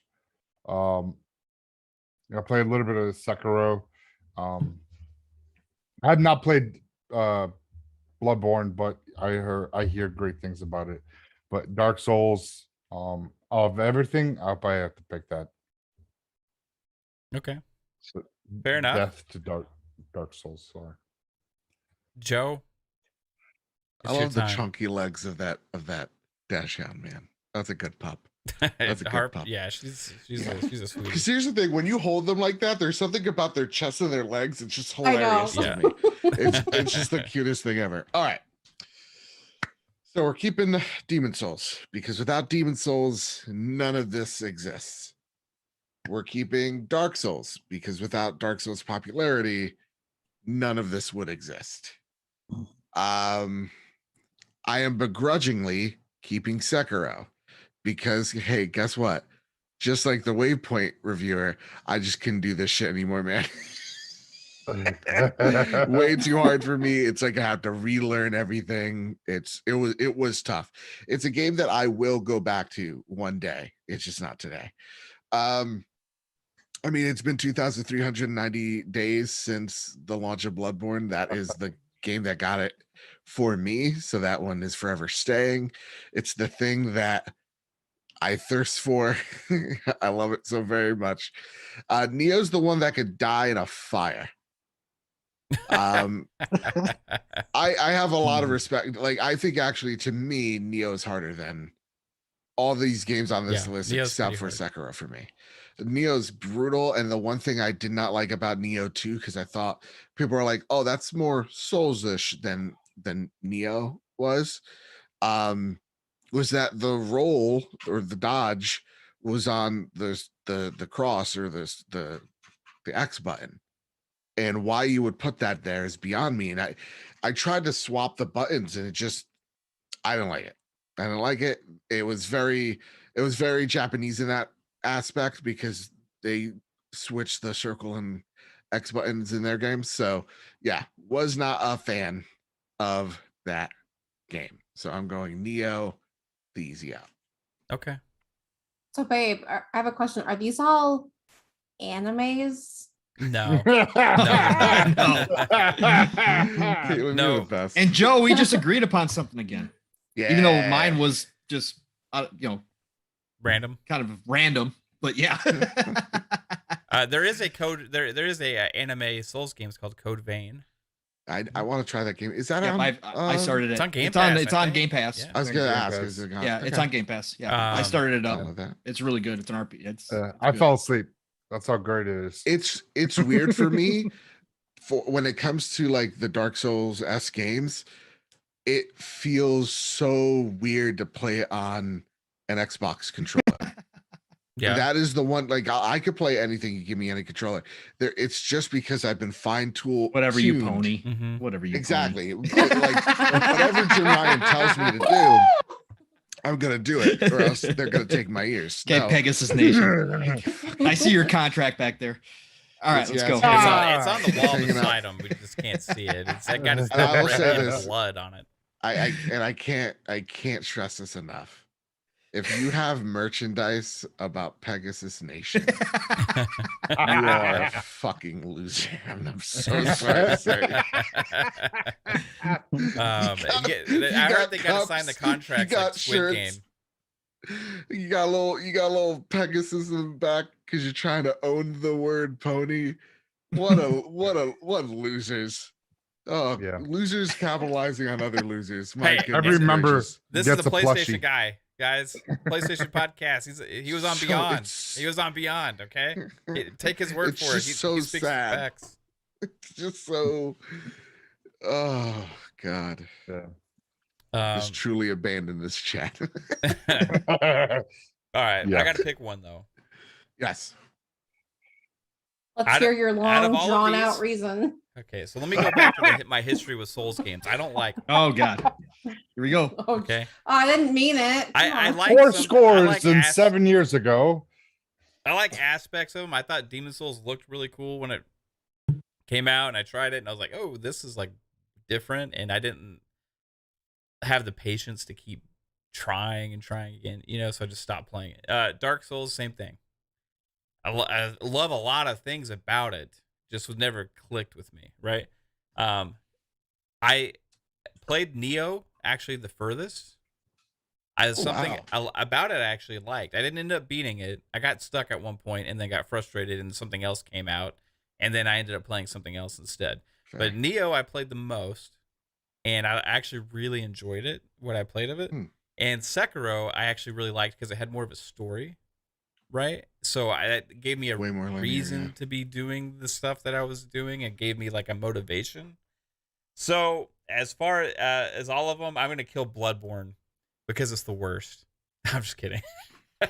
Okay. Honestly, like Bloodborne was cool. I played it quite a bit of it. It just I don't know. Out of all of them, I just didn't get it.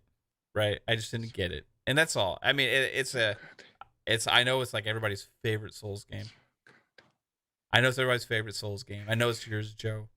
But I didn't get it. Now, I will say this. If they do actually do this remaster or potentially a remake or sequel, potentially, I am going to play it again, whatever this is, to try and get into it. But I tried going back to play Bloodborne not too long ago, and it felt a little like rough for me. Right? Because that 30 frames. We gotta get 60. We gotta get 60. So if they ever have a 60 update or anything like that, I'm gonna give it another try because of that. But I played quite a bit of it, just didn't click. So yeah, I feel you. Listen, I have faith in Blue Point. I very much contradicted myself on the latest episode of the Trophy Room because I was just like, I said something along the lines of Blue Point has to prove themselves that they can handle a sequel. And then when it came to the Sly Cooper thing, I was like, you know what? You don't have to have a name like you don't have to be the studio. You don't have to be the ones that created to make something special. So I totally contradicted myself. I want to just say on the record, I have faith in Blue Point, but yes, I actually want to see them work a remake or remaster into Bloodborne just so that I know that it's gonna be in good hands. That makes any sense. I'm excited to see what Blue Point does in the future with their new. You got the essence. That's very important to me. Shout out to Alvin with a $5 super chat. It says sending the super chat just to say SMH at offing Bloodborne is the GOAT. I knew I was going to do that. Dude. Hey, I want to know if you're watching this after the fact. Hey, put in the comments below if you had to choose between Bloodborne, Demon Souls, Dark Souls, Neo, or Sekiro. If you had to get rid of one, which one would it be? For me, I'm sorry. Bloodborne. All right, so Battlefield. Yeah.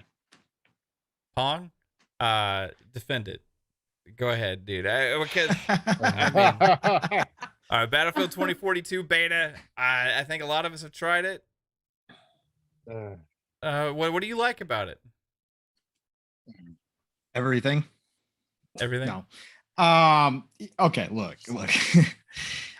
Look, the problems that people have brought up are real. Okay, I'm not sitting here capping for this, even though I hate that word, but I'm just going to use it now because I'm not going to hear and defend it. I'm not a corporate slave. My bias is real, of course, when it comes to Battlefield. I've been waiting 8 years for a modern Battlefield. So just like everybody here who is a Halo fanatic that has been waiting for a long time to get a new Halo, for me, it's Battlefield. Excuse me, at the end of the day. So I've been waiting on this.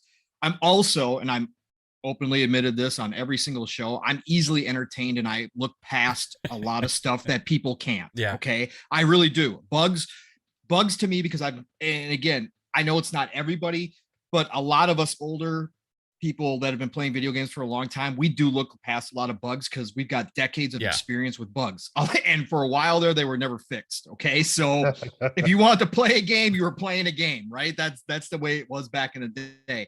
So for me, things that bother a lot of people don't bother me, right? They don't affect my experience with it. If I'm having fun with the game, and there so happens to be bugs in it, as long as it's not game breaking, I'm okay with a lot of them. So not that I excuse the devs, none of that stuff. Again, I think, stuff that should be fixed.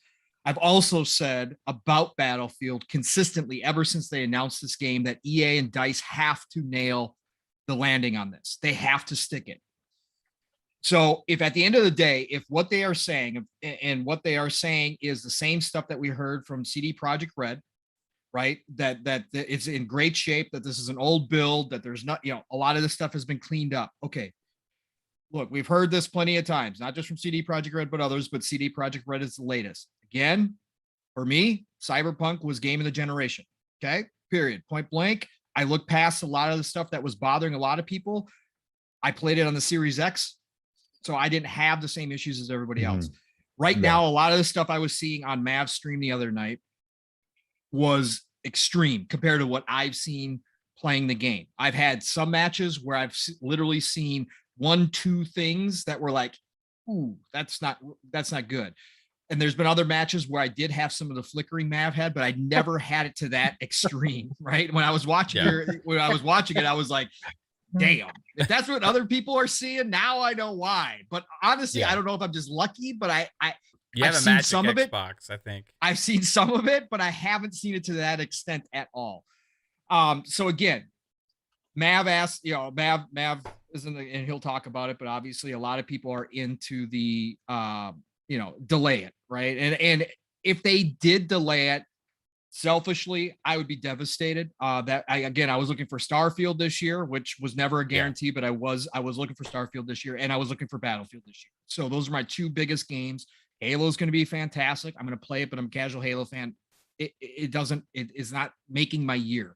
So for me, I would be devastated. But if they did do it, I'd understand. If they need to clean this stuff up, so be it. Because EA and DICE have to, for the franchise as a whole, for Battlefield, they have to stick this landing. If it goes through a period of 6 months to a year with problems, they are going to lose the rest of the base that has stuck by them through the past 8 years of mistakes and missteps, right? I'll leave Battlefield 1 out of it. Battlefield 1 satisfied a lot of people. It was a great game.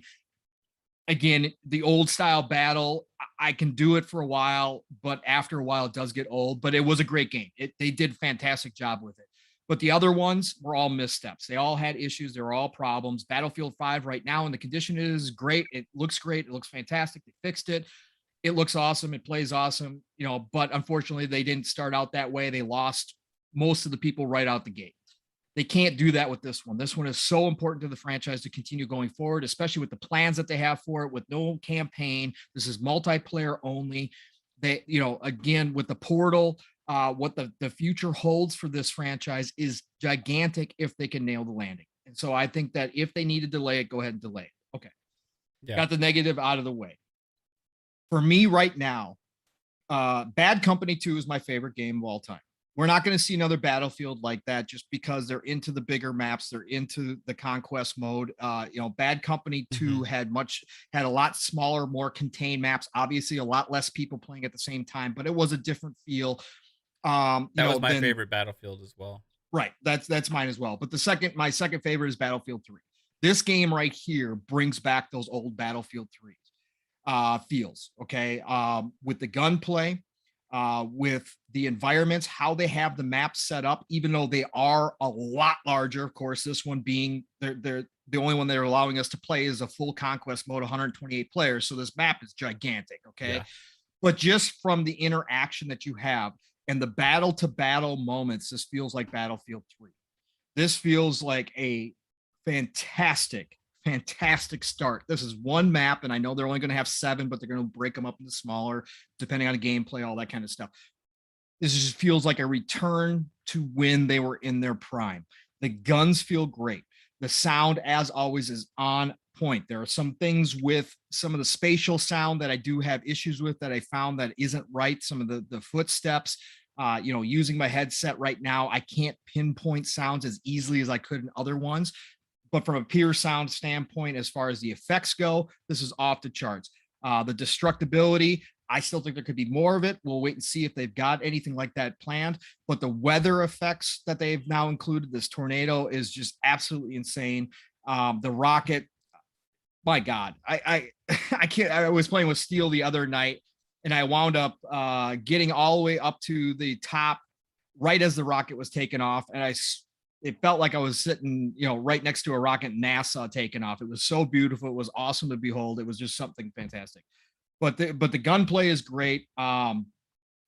The battles that you can get into at the points. Yes, you're still going to get that battlefield time where you're running for what it seems like forever. You get to the point that you finally are at and you get sniped.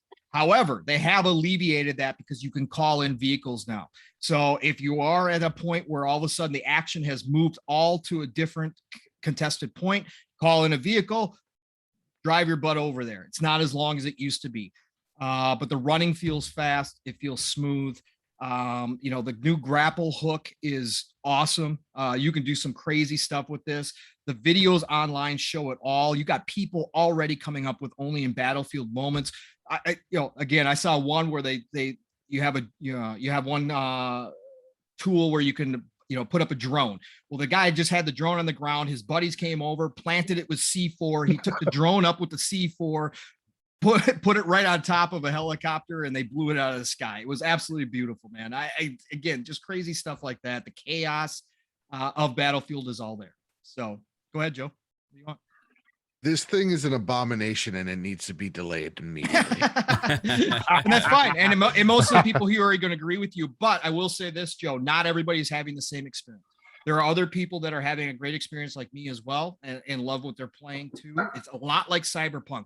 There's two sides. One side is having an awful time. The other side is having a great time. So I totally get it. Like I said, I would not. I will say this. Not. They have come out and said that it's a 3-month-old build. Right. So there is a and we can only hope that's real. Right. Yes. Yes. This thing is an abomination. And it needs to be delayed. There shouldn't be this. Some people have a good time. Yep. Some people aren't having bad. Like there should. Okay. So I'm a big Battlefield fan. I've been a Battlefield fan since 1942. Yeah. Bad Company 3 is, Bad Company 2 is one of my favorite games of all time. Battlefield 3 is my favorite of the series. Battlefield 4 is great. And then it's been a down goddamn hill spiral since. This is the thing that Battlefield needs is to be good at launch. Battlefield has had a history of being rocky at launch and improving over time. But when you have what we just experienced with Halo Infinite being borderline, you can't judge flawless. It against Halo Infinite, though. You can't do that. I can't. Joe, if you give me a beta, if you give me a beta, do that. I can, and I am. Look at this. If you give me a beta where I spawn in, the screen is flashing at me. See, I've had none of that. None of that. I had tank bullets float in midair like it's the goddamn Matrix and didn't have any then of that. explode in front of me. Yep. You're right. The sound is atrocious. It's the worst I've ever heard. There are tip taps in my ears that sound like it's right. The person's right above me. I'm talking about that big tower portion. Like I said, the spatial all the way up top. The spatial part is problem. All the way up top. There are invisible enemies. There are invisible cars that I just see people floating like this in. Never seen any of that. It's crazy that you haven't seen this stuff to me because even we were playing downstairs in our living room and Kate was playing, and there was a guy that was dead and his body was literally just sliding across the map. Yes. On the ground. And it was like, and he even went up and over a hill like a snake. He was just like, his body was just sliding along, and we were just sitting there watching it. Then I went to go to try and capture the video.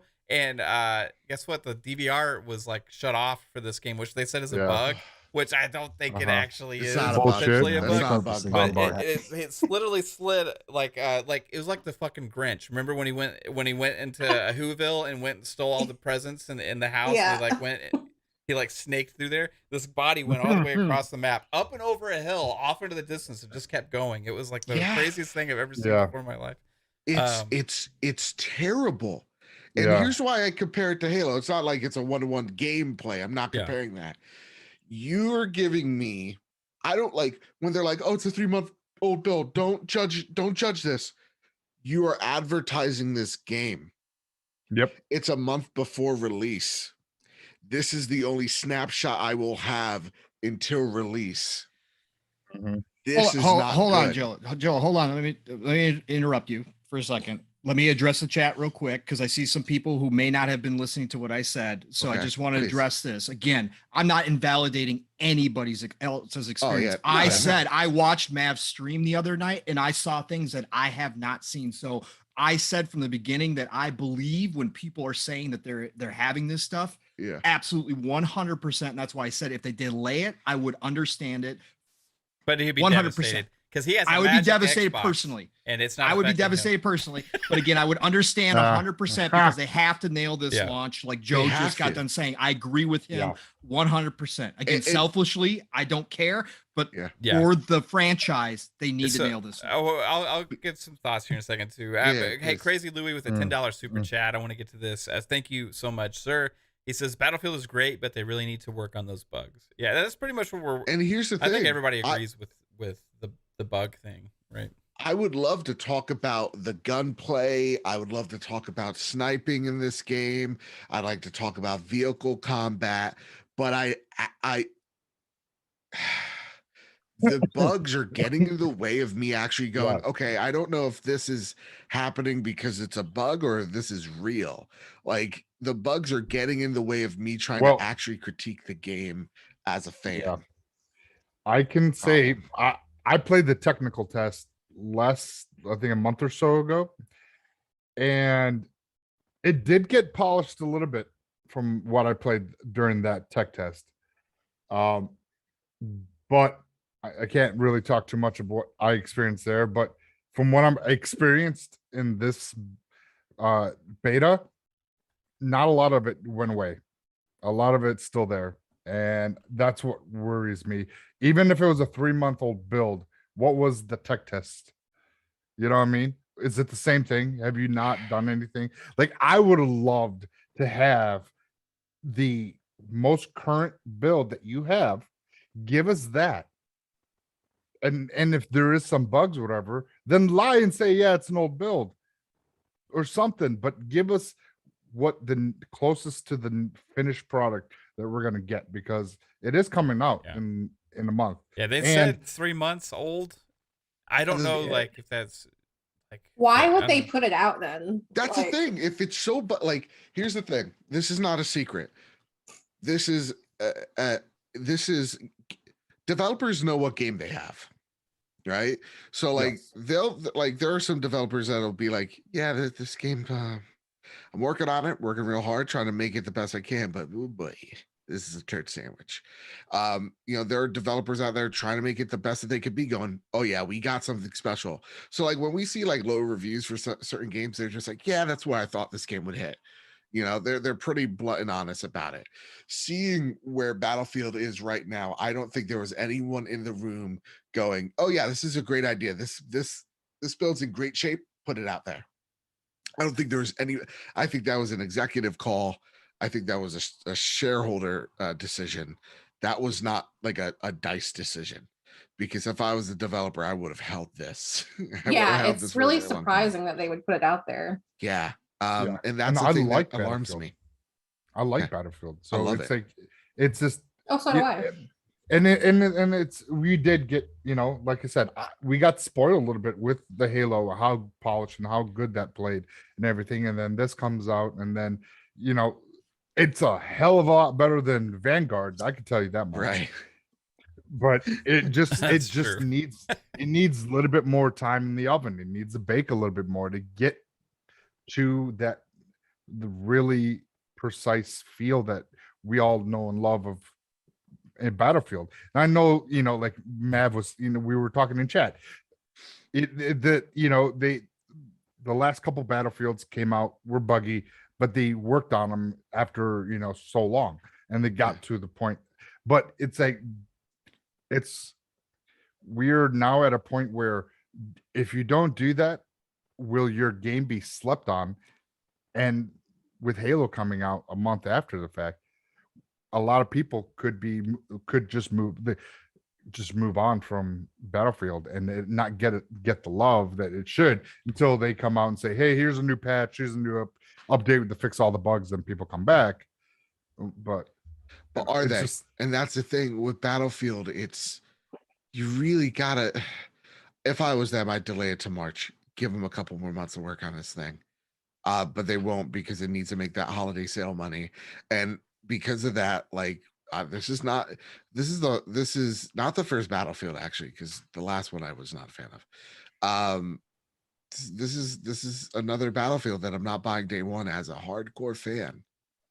I'm just gonna wait till Black Friday because I know it's gonna be a sale. I don't remember a Battlefield that launched without issues, but this beta was to the extreme, right? Yeah. Just like the Call of Duty beta was to the extreme for me as well. It was crazy that these games were in the state they were, and that's what made it. I know you can't use this as an example, but for Halo's flight to be as flawless as it was, it kind of I do think that potentially hurt the Battlefield a little bit with a lot of people's opinions, because we've all been playing Halo, right? And then you go next week and you play a buggy mess, right? It's the first time that Halo has charted higher than Battlefield and Call of Duty.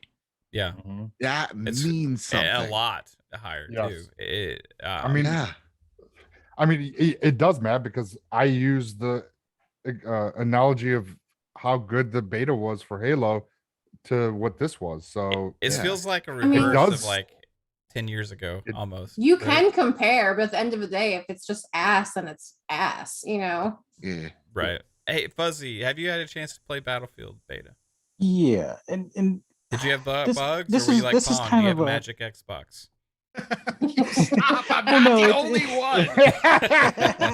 I like where Pong's like, I don't want to devalue anyone else's opinion, and we're like, yeah, you're right, and then we're like, let's devalue. Did Phil Spencer send you a special Xbox as well that plays Battlefield?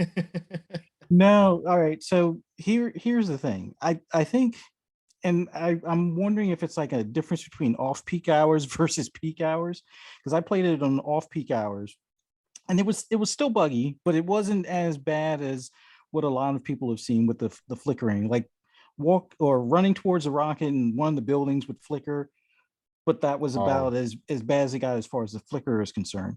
The problem that I did have was that someone was in like a propane tank or a fuel tank that was near one of the buildings. He could shoot people from the outs or from inside that tank. He could shoot people that were outside the tank, but us standing outside the tank, we couldn't shoot him. And that was like the first frustration. The second frustration was flying the helicopter and using the gun, and seeming like the gun and the helicopter have a mind of their own at the same time, kind of thing. But overall, I already pre-ordered it. I game share with one of my sons. I had to wind up using my points to give him his own Game Pass Ultimate subscription, because for whatever reason, it wouldn't allow him to actually go into the beta until that. So did the Game Pass thing. He played it for a bit. And then like later on that day, he went to go play it some more, and it wouldn't let him in. It was like the servers were down. One of my friends, PTK Blam, was trying to get on at the same time when I was on, and it wouldn't let him in. And he has Game Pass Ultimate. So it was like, oh, well, it was like, oh, hit the A button to start or something like that. And nothing was happening. And it was the same thing for my son when he was trying to do or play a few matches later on in the day.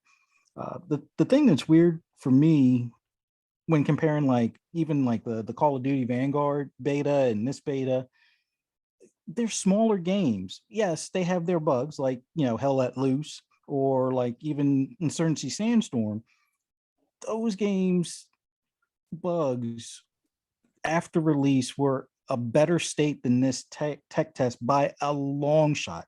And they're on teams that are like, maybe you would have to count on all fingers and toes type of thing for the size of the team versus a studio like DICE or EA in general working on this. So as somebody that pre-ordered Battlefield, and primarily because my kids wanted to play it, I'm kind of disappointed in the overall beta. Just the bugginess, and like you said, people sliding on the map, driving invisible vehicles, or people being invisible, or invisible weapons while they're shooting, finger guns and stuff like that. It just there was just so many random things that seem like these shouldn't even be an issue in a beta. Like a beta should be like, okay, maybe you have 2 million people on the server and the server crashes. Like, all right, a stress test, I would accept that, even though that's still a little weird for EA to not know how many people are going to be playing their beta. I would accept a server crash type of deal. Missing weapons, missing invisible vehicles, people being able to clip through walls or objects and shoot out and not be able to get damaged by the other person trying to shoot them, even with a tank. It's unacceptable, and it's disappointing. I'm still going to enjoy it when it comes out. Hopefully it'll be fixed, but the confidence level on them getting this right by launch is just not there. Like it would suck if they delayed it, but it's probably for the best. I mean, it doesn't make sense for them to release it in this state. And like you said, Halo spoiled us. Like I think the worst we would have is like, okay, we would do 8 matches, and then okay, well, I crashed to the dashboard. Okay, let me load back up. A match or 2 later, somebody else crashes to the dashboard. That's kind of expected. I mean, on a tech test, it wasn't like, oh, I just fell through the floor, or that mountain disappeared in front of me and now it's reappearing around everything type of deal. Or people being able to clip through various areas of the map and not be able to take damage but damage others. That didn't happen, or at least not in any of the playthroughs I did for the flights. But with like Call of Duty, it was like, oh, lagginess, Battlefield, just brokenness. I mean, people want to say Far Cry was a 4 out of 10 game.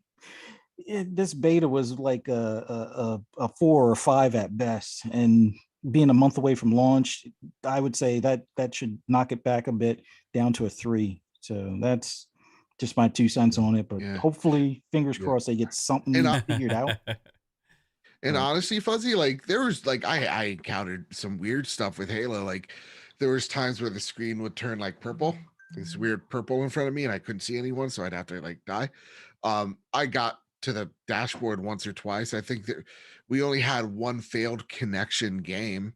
It wasn't perfect, but like to compare, like just the state of the beta have with games that are out for years, like random kind of stuff, right? Exactly. It was minimal.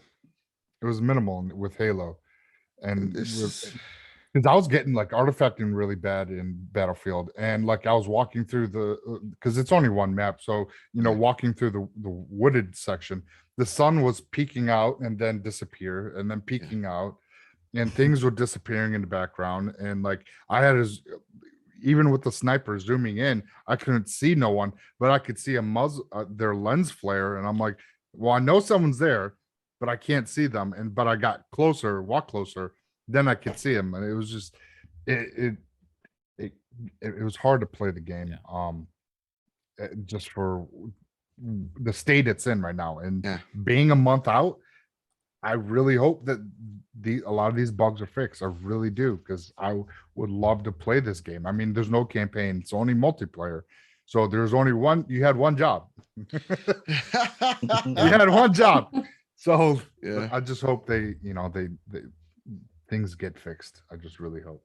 Yeah. So for me, like, my main issue is that I really wanted to play the beta to try and like see how I'm liking the gameplay, right? But it was too distracting. All the issues are too distracting. Every time I play, well, I've had a couple of times where it's like, okay, it hasn't been as bad, but for the most part, there's always a couple things that just completely like distract your vision. Even like the shadows. The main thing for me, the biggest thing has been the shadows. Like the shadows, just like artifacting, dancing around like crazy all over the place, right? And Pong saw that. Like this is the first match I played, and I've had that consistent problem pretty much through most of my matches. So when the sun goes down, it tends to die down a little bit, right?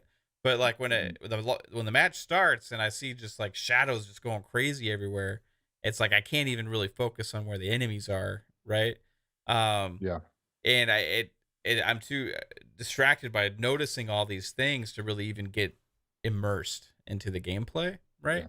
And so like when I see a guy floating in the air, right, or a guy sliding across the map or whatever, it doesn't allow me to even try and enjoy the experience because I can't get past the distractions. So far my main issue is that I haven't enjoyed it. And I was so looking forward to getting to play Battlefield, right? And I'm a huge Battlefield guy. I've played every Battlefield since they've been on console, right? And I've loved them, and I really wanted to play this. And like 128 players, it's amazing. You know, we're gonna have this like better graphics, and which is the graphics are beautiful, right? Like when they're not dancing, right? So there's a lot. You all are Halo fanboys and Battlefield frauds. I love Battlefield. But like I'll say two things on the optimistic side. Okay. Optimistic side number one. If they are telling the truth, it is a 3-month-old build and they are aware of a lot of the issues, there's a chance it's not going to be that buggy at launch. It's still going to be buggy at launch. I think we can all say it's probably going to be buggy at launch. Just like every Battlefield game. And we can say they're going to push it out no matter what. They're going to push it. It could be the ray tracing that's causing a lot of the artifacting with the shadowing and the lighting. Right. So the second optimistic thing I will say is, unlike Call of Duty, like Joe alluded to, Battlefield's always had this thing of like release it and make it better, right? This will get better. I have faith over time that this will be a good game, right? Battlefield 5 today is an amazing game, right? Didn't launch that way. It had a lot of issues, right? So it may take them time with updates and stuff like that. But when you invest in Battlefield, you're investing, I think, for the most part, for the long haul. So there is the potential of it being a great game. And we're also only testing one map. We're only testing one mode. There's going to be a lot of other stuff in the game as well. So there's hope in those aspects, but it's not a good sign. It's not a good look right now based on the experiences that I've had, that I may not be able to enjoy the game at launch if it's like this. And I'm crossing my fingers because I want to be able to enjoy it. Now, if I had the magic Xbox that Pong has, which I'm going to go ask him where he got his, then maybe I will be able to enjoy it. So we'll have to talk after the show and see like what retailer you used and what your serial number is. I can see if I can find one that's close. You know what I mean? I don't know. But, you know, I really want to love this Battlefield game because it has a lot of potential. I'm playing this thing. I see potential. I was like, okay, this is great. But going past everything else, I still have some issues with some of the like gameplay stuff in it as well. Like the map is a little too like open at times, and the as far as traversal, and enemies are too far away for the sniper rifles that they give you in the beta to really have much of an impact. You know what I mean? So there's certain things I don't necessarily I'm crazy about right now with the gameplay wise, but it's hard to tell until I can really get engaged. The friends list thing in the UI to invite people, I'm hoping that's just a beta thing, right? Because it's like sucks. You can't even see everybody on your friends list, and when you open it up, like you have to like scroll out of the screen to like see all the names to send invites and things. So I'm hoping that's just a beta thing with like a temporary UI. But we'll see. Pong, I go ahead. You make. No. I'm not gonna make a case because again, I understand it. Look, I was just gonna say, to be realistic, like Joe was saying, like the history of Battlefield and even Battlefront. Let's go to Battlefront. Which is a Battlefield game, pretty much. Yeah, which is a Battlefield game reskinned. It is amazing now. Like it had a resurgence after the fact. Yeah. What I'm saying is that realistically, this game is going to be broken when it comes out. Okay, I'm not that guy who goes, they're going to have this ready. Okay, look, chances are it's not going to be, because the history shows they haven't had I don't know if they've ever had I can't even think. I think Bad Company even had some issues when it came out. I think that's probably the closest one. Battlefield 3 has some issues, although very minor when it came out that they fixed. But starting with Battlefield 4, ever since that point, almost every single game has been broken to some degree, right? So Battlefront 1, I guess, was probably the next closest that didn't have the severe issues. But I just know that they're going to push this out no matter what. They're not going to delay it. Again, this is going to be another investor move from the top, the board. They're not going to let this thing sit. Even if it needs more baking, they're just not going to. So chances are it is going to come out broken. Hopefully it is less than what it is now for the majority of people. At least a month. Yeah. I hope so. At least a month's time. I just don't bug. think we're going to get the Halo quality that Joe is talking about, because that's why I said you can't compare with Halo. Like, I don't know how game that works, Pong. I understand. I totally agree with you, Joe, and I agree with you because again, for me, I don't want to see the Battlefield franchise die off. And if this one does not do good, I'm very scared of EA going forward. What they will do with their Battlefield series. I'm scared for DICE. Right, I'm scared for DICE as well. You know the drill by now, and I'm very scared for it. So the only thing they could do would be to turn it over to Respawn and have Respawn rebooted at some point. that would be like the only thing that they could possibly do if this one goes down the road of 5 and it's broken for 6 months and it's so broken that people are just like, I'm done. I am scared for DICE and I am scared for the future. So I don't want to see that happen. I don't. Yeah. It's kind of weird because me and Mab were in one of the matchmaking and like someone died and the guy was just frozen there. Mm-hmm. And like and then like in another building there was someone floating stuck to the ceiling because they were dead. And there was just weird things like that I mean in vehicle driving, it looks like a slideshow. When the guy's driving, it looks like a slideshow. I've had tanks that blow up that it looks like it's literally like a slideshow, like the pieces are appearing randomly through the air. So I've had that kind of stuff. Yeah, the animation's buggy in it. There's a lot that that doesn't feel polished, and I just hope that they didn't rush it to get it out for a holiday release. And I don't know, fucking because it comes out the end of November right now, November 19th now. Yeah, right? So the 19th or 20 something, but still I just hope that they fix it and they give us a good game. Going back to a Halo comparison real quick, I want to put this out there right now. I'm going on record, okay? All you fucking game journalists out there, listen to me, okay? All you reviewers out there, if Halo comes out and you shit on it because it doesn't have co-op at launch, and then this fucking game, Battlefield, comes out and Call of Duty comes out, and you don't tear them apart if they're broken messes and you give them a higher scores because Halo doesn't have co-op. If I see a shit ton of reviews screaming about co-op in fucking Halo and these games are broken at launch, real talk, you got issues. What are you gonna do, babe? I'm gonna leave a dislike on your videos. I don't know. honest to goodness, like Battlefield's a 4. You know what I mean? Like like the thing I played was unplayable, was just playable.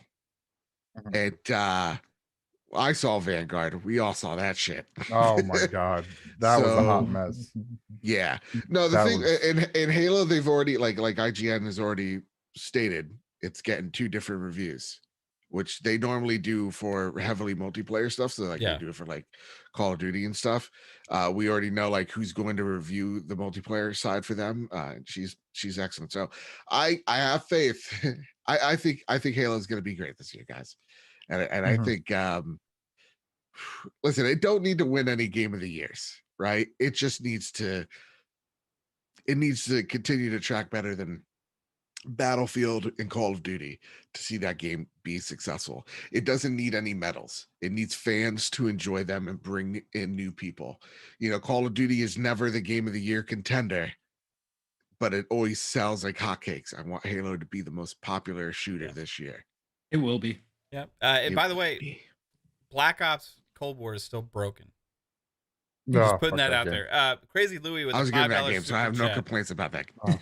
$5 super chat from Crazy Louie says, I am still waiting for the Kotaku article on Battlefield. You may get it, Crazy Louie, but if you get Let's give it a look. it's probably going to say, Battlefield 2042 is better than a Halo.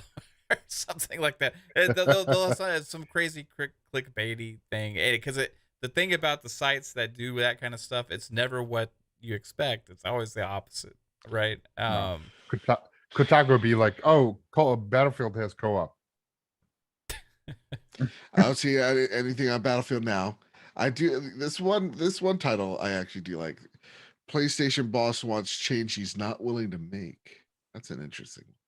Hey, that's actually like a decent headline. I'm interested. What does that mean? You know? Good job. Good job. I knew you had it in you. Yeah. Other than the buggy mess supposedly that Halo Infinite was on the beta. Anyway, hey, did guys, you get 3-bits super chat? Oh, so 3-bit, yes, 3-bit using the new YouTube feature with the free highlighted message for members. It's absolutely awesome. He says Lion King is real. Shout out to 3-bit. Wait, that's not the right thing. No. Yeah. He said Lion King was live action. Lion King. And I'm like, live action. Well, there is. He says a live action documentary. Because you picked up Harper. Right. There is a live action Lion King. I think he's thinking of Tiger King. Oh boy. Oh God. Is 3-bit hitting the wine tonight? Is that what's happening here? I think so.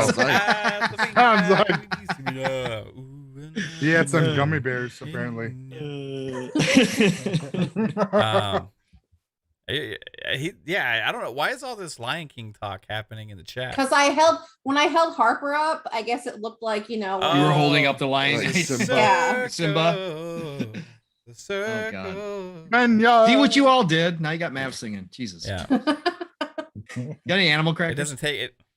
Oh, don't, Pong. Why the fuck did you ask that? Because I'd rather him eating animal crackers than singing. Look at those. Are they frosted? Oh, frosted. They're Frosted. Iced. Yep. Oh, Yes. Iced. Finally.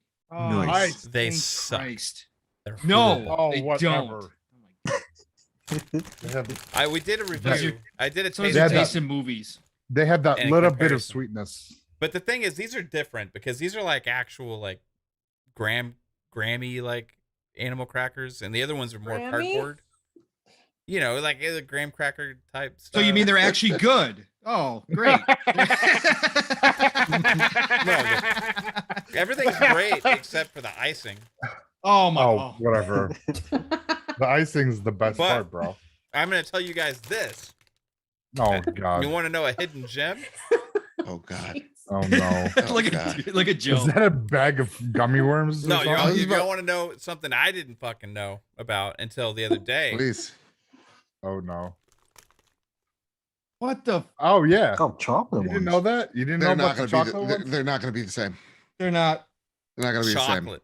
You guys, let me tell you this right now. Oh my God. These are amazing. Absolutely Oh my incredible. God. They have changed my life. Chocolate animal crackers. Now you got to Who get some Cool would've Whip known? and dip them in Cool Cool Whip. Whip. He doesn't like Cool whipped Whip. cream. Cool No, Whip. he doesn't like that stuff. He doesn't like anything. This is the No. guy that probably likes Dollar Tree chocolate more than a Godiva. Watch.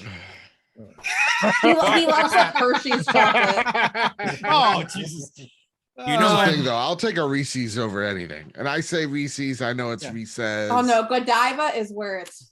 Yeah. Oh shit. Oh. Micah. Micah, Dove. dude, thank you for the $20 super chat. Micah. That's a big one, dude. Thank you so much. Appreciate it. He says, here is the animal crackers. Yes, here is the animal crackers. And speaking of the chocolate, With icing. chocolate animal crackers as well. The reason I love them is they taste like an Oreo without the icing.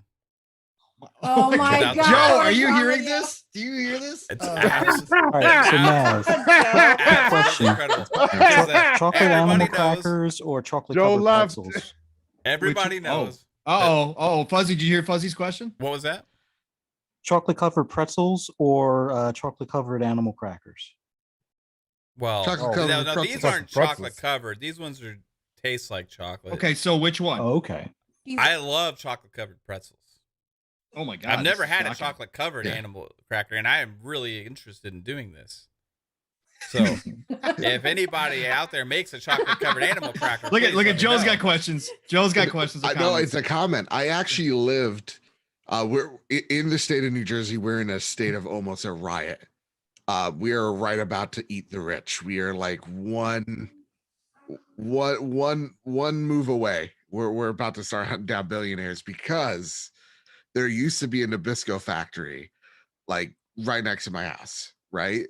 And every time it was about to rain because of the precipitation, you would just smell Oreos in the town. It was glorious. Wow. And then Mondelez, which is a Mexican owned company by one of the richest men in the world, bought out Nabisco and closed down that factory to move it somewhere else. Oh, It is the greatest travesty in this state since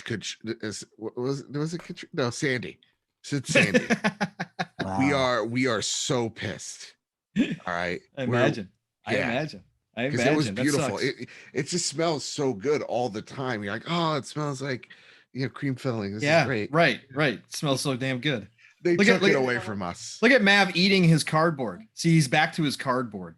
The Oh, plain, cheap God. animal crackers. Oh, God. You These guys, are when I the- buy Oreos, I have to buy like 2 different kinds. I gotta buy the double What? stuff because that's who doesn't buy double stuff, Right. and I have to You buy like the that? regular. You like the double stuff, don't you? Yes, like pause. That's Okay, we're going left. No, the Oreos going people. Come I on. like Master Come says, on, the "I'm just gonna Oreos continue to people." eat.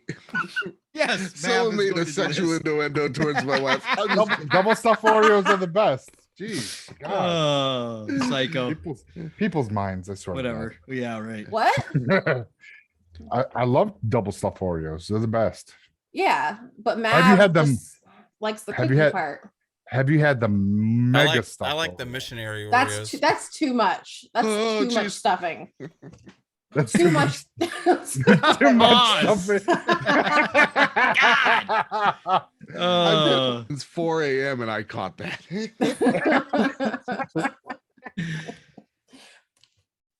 Look at me. Mav, do we have any more topics, or are you just going to eat animal crackers? Should I close the show? Go on, I gotta. Oh my gosh. So he puts another one in his mouth. Nice. Just one I had more. it in my hand. Yeah. I need some Can't let it water. go to waste. Get him, go put- Fuzzy, this is what you got to look forward to each and every week on FSP Yeah. coming up. I can't wait. I can't wait. All right, you guys. Thank you all for tuning in to Oh my God. Xbox Ultimate Podcast. This has been a lot of fun and delicious. I appreciate all of you.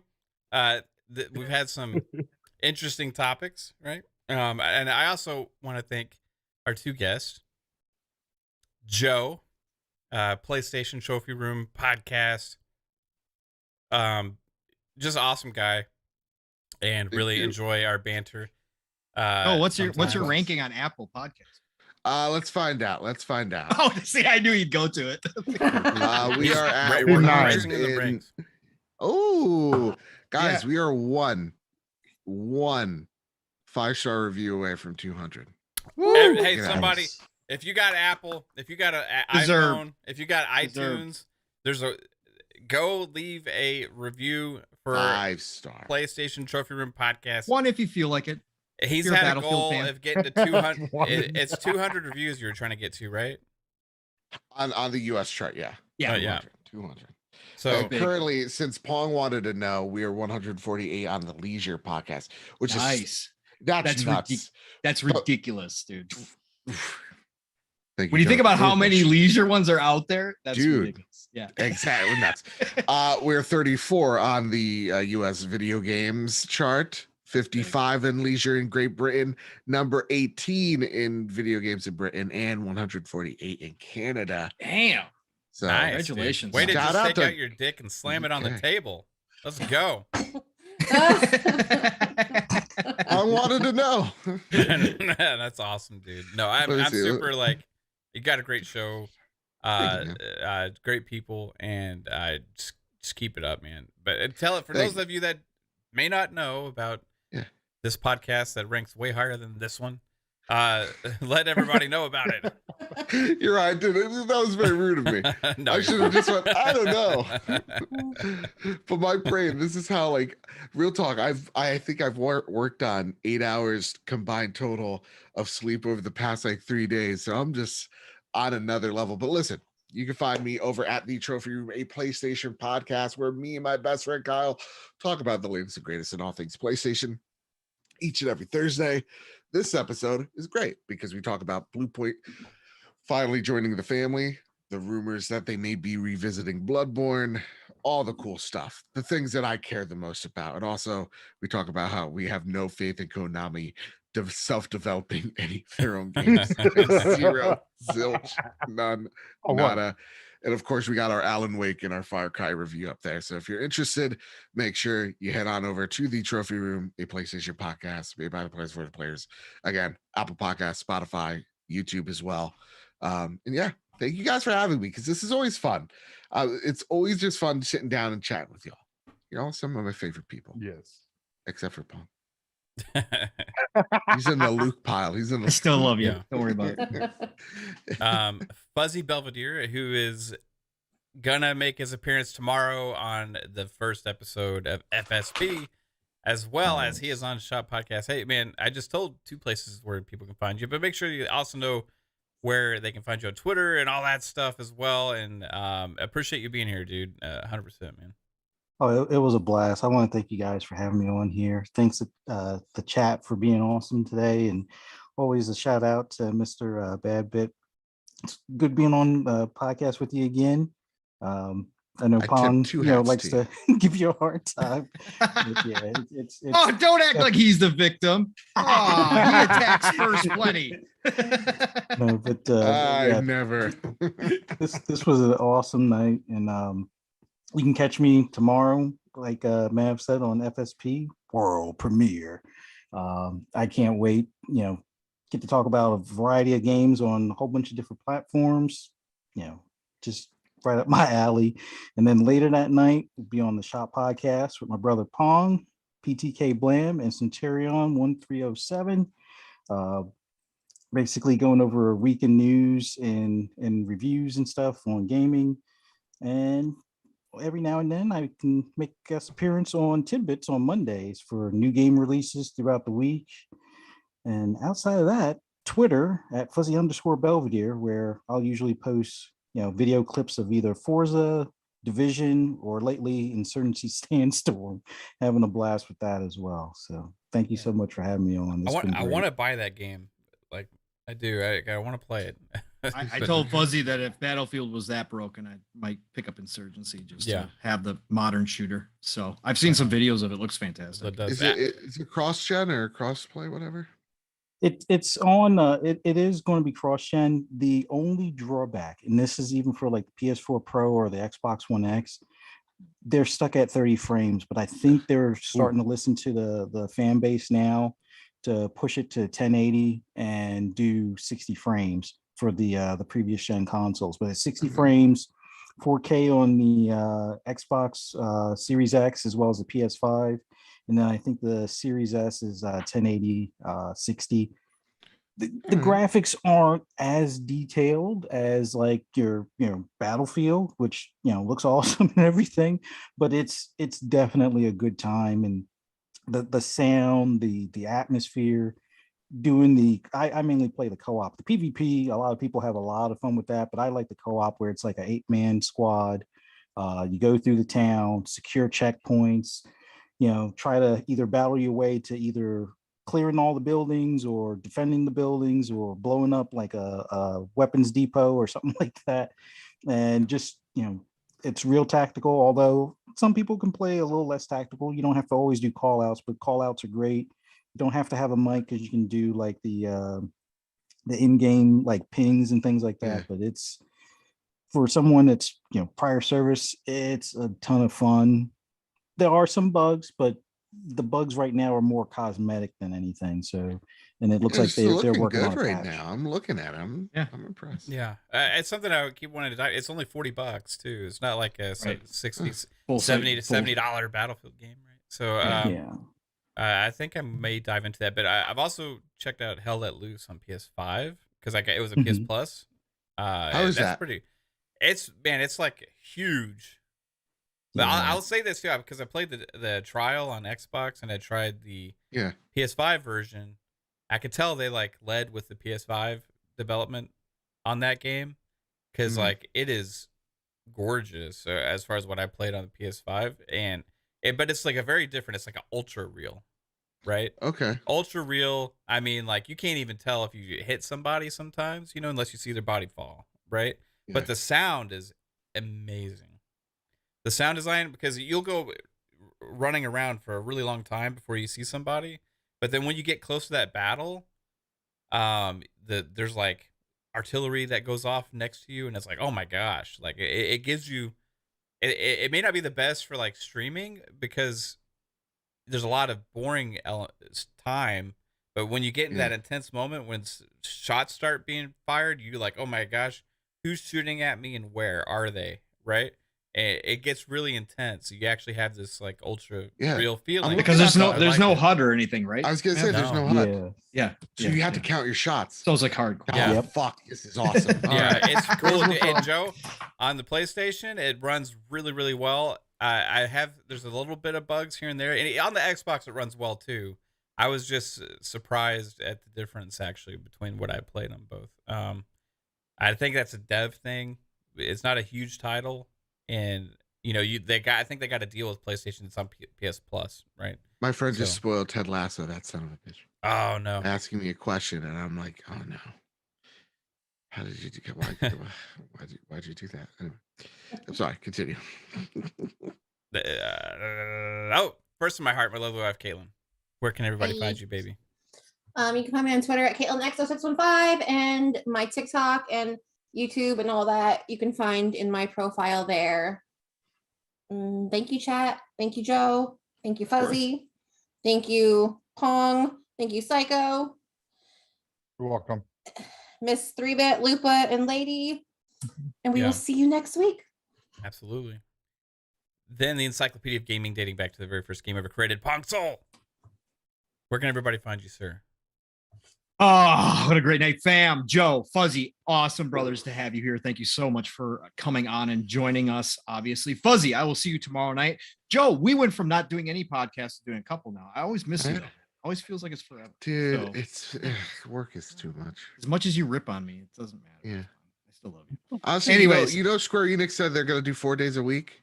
I like that idea. Yeah, I know. I've always loved that idea. Yeah, I used to have a couple jobs like that. Or whatever. Yeah. I used to work 4 days a week. Honestly, I think it should be like that because you only get one true day to enjoy because like Sunday is the day you dread because you got to go back to work on Monday. I agree with you wholeheartedly, Joe. 100%. 4 day weeks are the way to go. But anyways, great to have you guys here. Love your thoughts always, always, always. And Joe, we agreed upon a lot tonight, which is good, except for Battlefield. That's all right. That's fine. Anyways, family, it was great. Obviously to be here Friday night. I love you all. Miss you guys during the week. Don't get to play as much as we should, but that's the way real life works. But I do look forward to Friday nights. Chat, you guys, phenomenal as always. Great people, great content in there. Thank you all for the super chats. Can't do this without you. So thank you as always for being here. And get ready. Like I always say, get your sleep. Or if you're not going to get your sleep, just stay up. That's fine. Brother from another, Steel Rain and I are going to get you up in the morning. So be ready. Living split screen, 10 a.m. Eastern, 9 o'clock Central Time, 3 p.m. UK time. Be there, please. We're going to have a fantastic show tomorrow. Unplanned as always, unscripted. Me and Steel off the riff, live, raw, and uncut, as he says. Living split screen tomorrow morning. I will see you all there. Love you all. And then otherwise tomorrow night shop podcast, PTK Blam, Fuzzy, Centurion, and myself. Staggerillo is no longer with us. He's decided to move on for people who have been looking forward to him coming back. But we still love him. Real life happens. You got to do what you got to do. So, but we're going to still have a great show tomorrow night, 9 p.m. Eastern, 8 o'clock Central. Tuesdays, Xbox Factor Podcast, Double Barrel Gaming, Mr. Boomstick, of course, Zemi Games. Now Mav is basically a permanent member. So he's going to be there it's as official. well. It's official. It's official. He is a permanent member. We got 3-Bit coming back this week as well. And we just Boomstick added Archimedes to the mix on Tuesday. So we got a Hall of Fame panel on Tuesdays. Be there, 12 p.m. Eastern, 11 o'clock Central Time. I'll see you all next week on Friday night, of course, back here. Otherwise, Golden Age of Gaming. Enjoy it. Play what you love what you play, and I'll see you all. Heck yeah, man. Then the mellow fellow from outer space, the one and only Psychonauts. Bro, oh, that's a Switch OLED. Look at that. That's right. Oh, We found a buyer. I'm just kidding. It's me. I GameStop wanna- giving away after- 250 store credit for a Switch. Are you serious? 250 Yeah. for a Switch, a regular Switch? 250. no I wonder. don't know if the guy made a mistake, but 230, Thank you. 280. Wow. Hey, I want to talk to you after the show a little bit about Metroid Okay. Dread. I want to get your thoughts. Yeah. Hey, Psycho, Yes, sir. where can everybody find you, bro? Yeah, everyone can find me everywhere. Psychonauts8 on social media. You can find me. I have a YouTube channel, Gamer Chat Podcast. Gamer Chat's one word. You can find me every Wednesday at 7 p.m. on with Fun Pop with Jasper and Mav, and here every Friday, Xbox Ultimate with M7 at 9 o'clock, talking about games, enjoying life with family, and all that goodness. So, oh, yeah. Heck yeah, man. Everybody, remember, Google Podcasts, Spotify, Apple Podcasts, all those other places. For all of you audio listeners, we love you too. I super appreciate all of you that either watch after the fact or watch live. You all mean the world to us. And if you guys could leave a like on your way out, make sure you sub to the channel, share it out to your friends and family if you like the content. We super appreciate it. Tune in tomorrow for the world premiere. Give me a world premiere, Psycho. world premiere. Oh, it's amazing. Tomorrow, world premiere of Fun Speculation Podcast, FSP, with Phasma Gaming Key, and also the man below the bottom of the screen here, Fuzzy Belvedere. We're going to have a blast talking about all consoles, all the things and stuff. And we're going to have a great time on that. So it's a new show. Look forward to it. It's been a long time coming. And until next time, guys, have a great one. Thank you so much. Appreciate you all. Bye, guys. Later. Bye, everybody. We'll see you.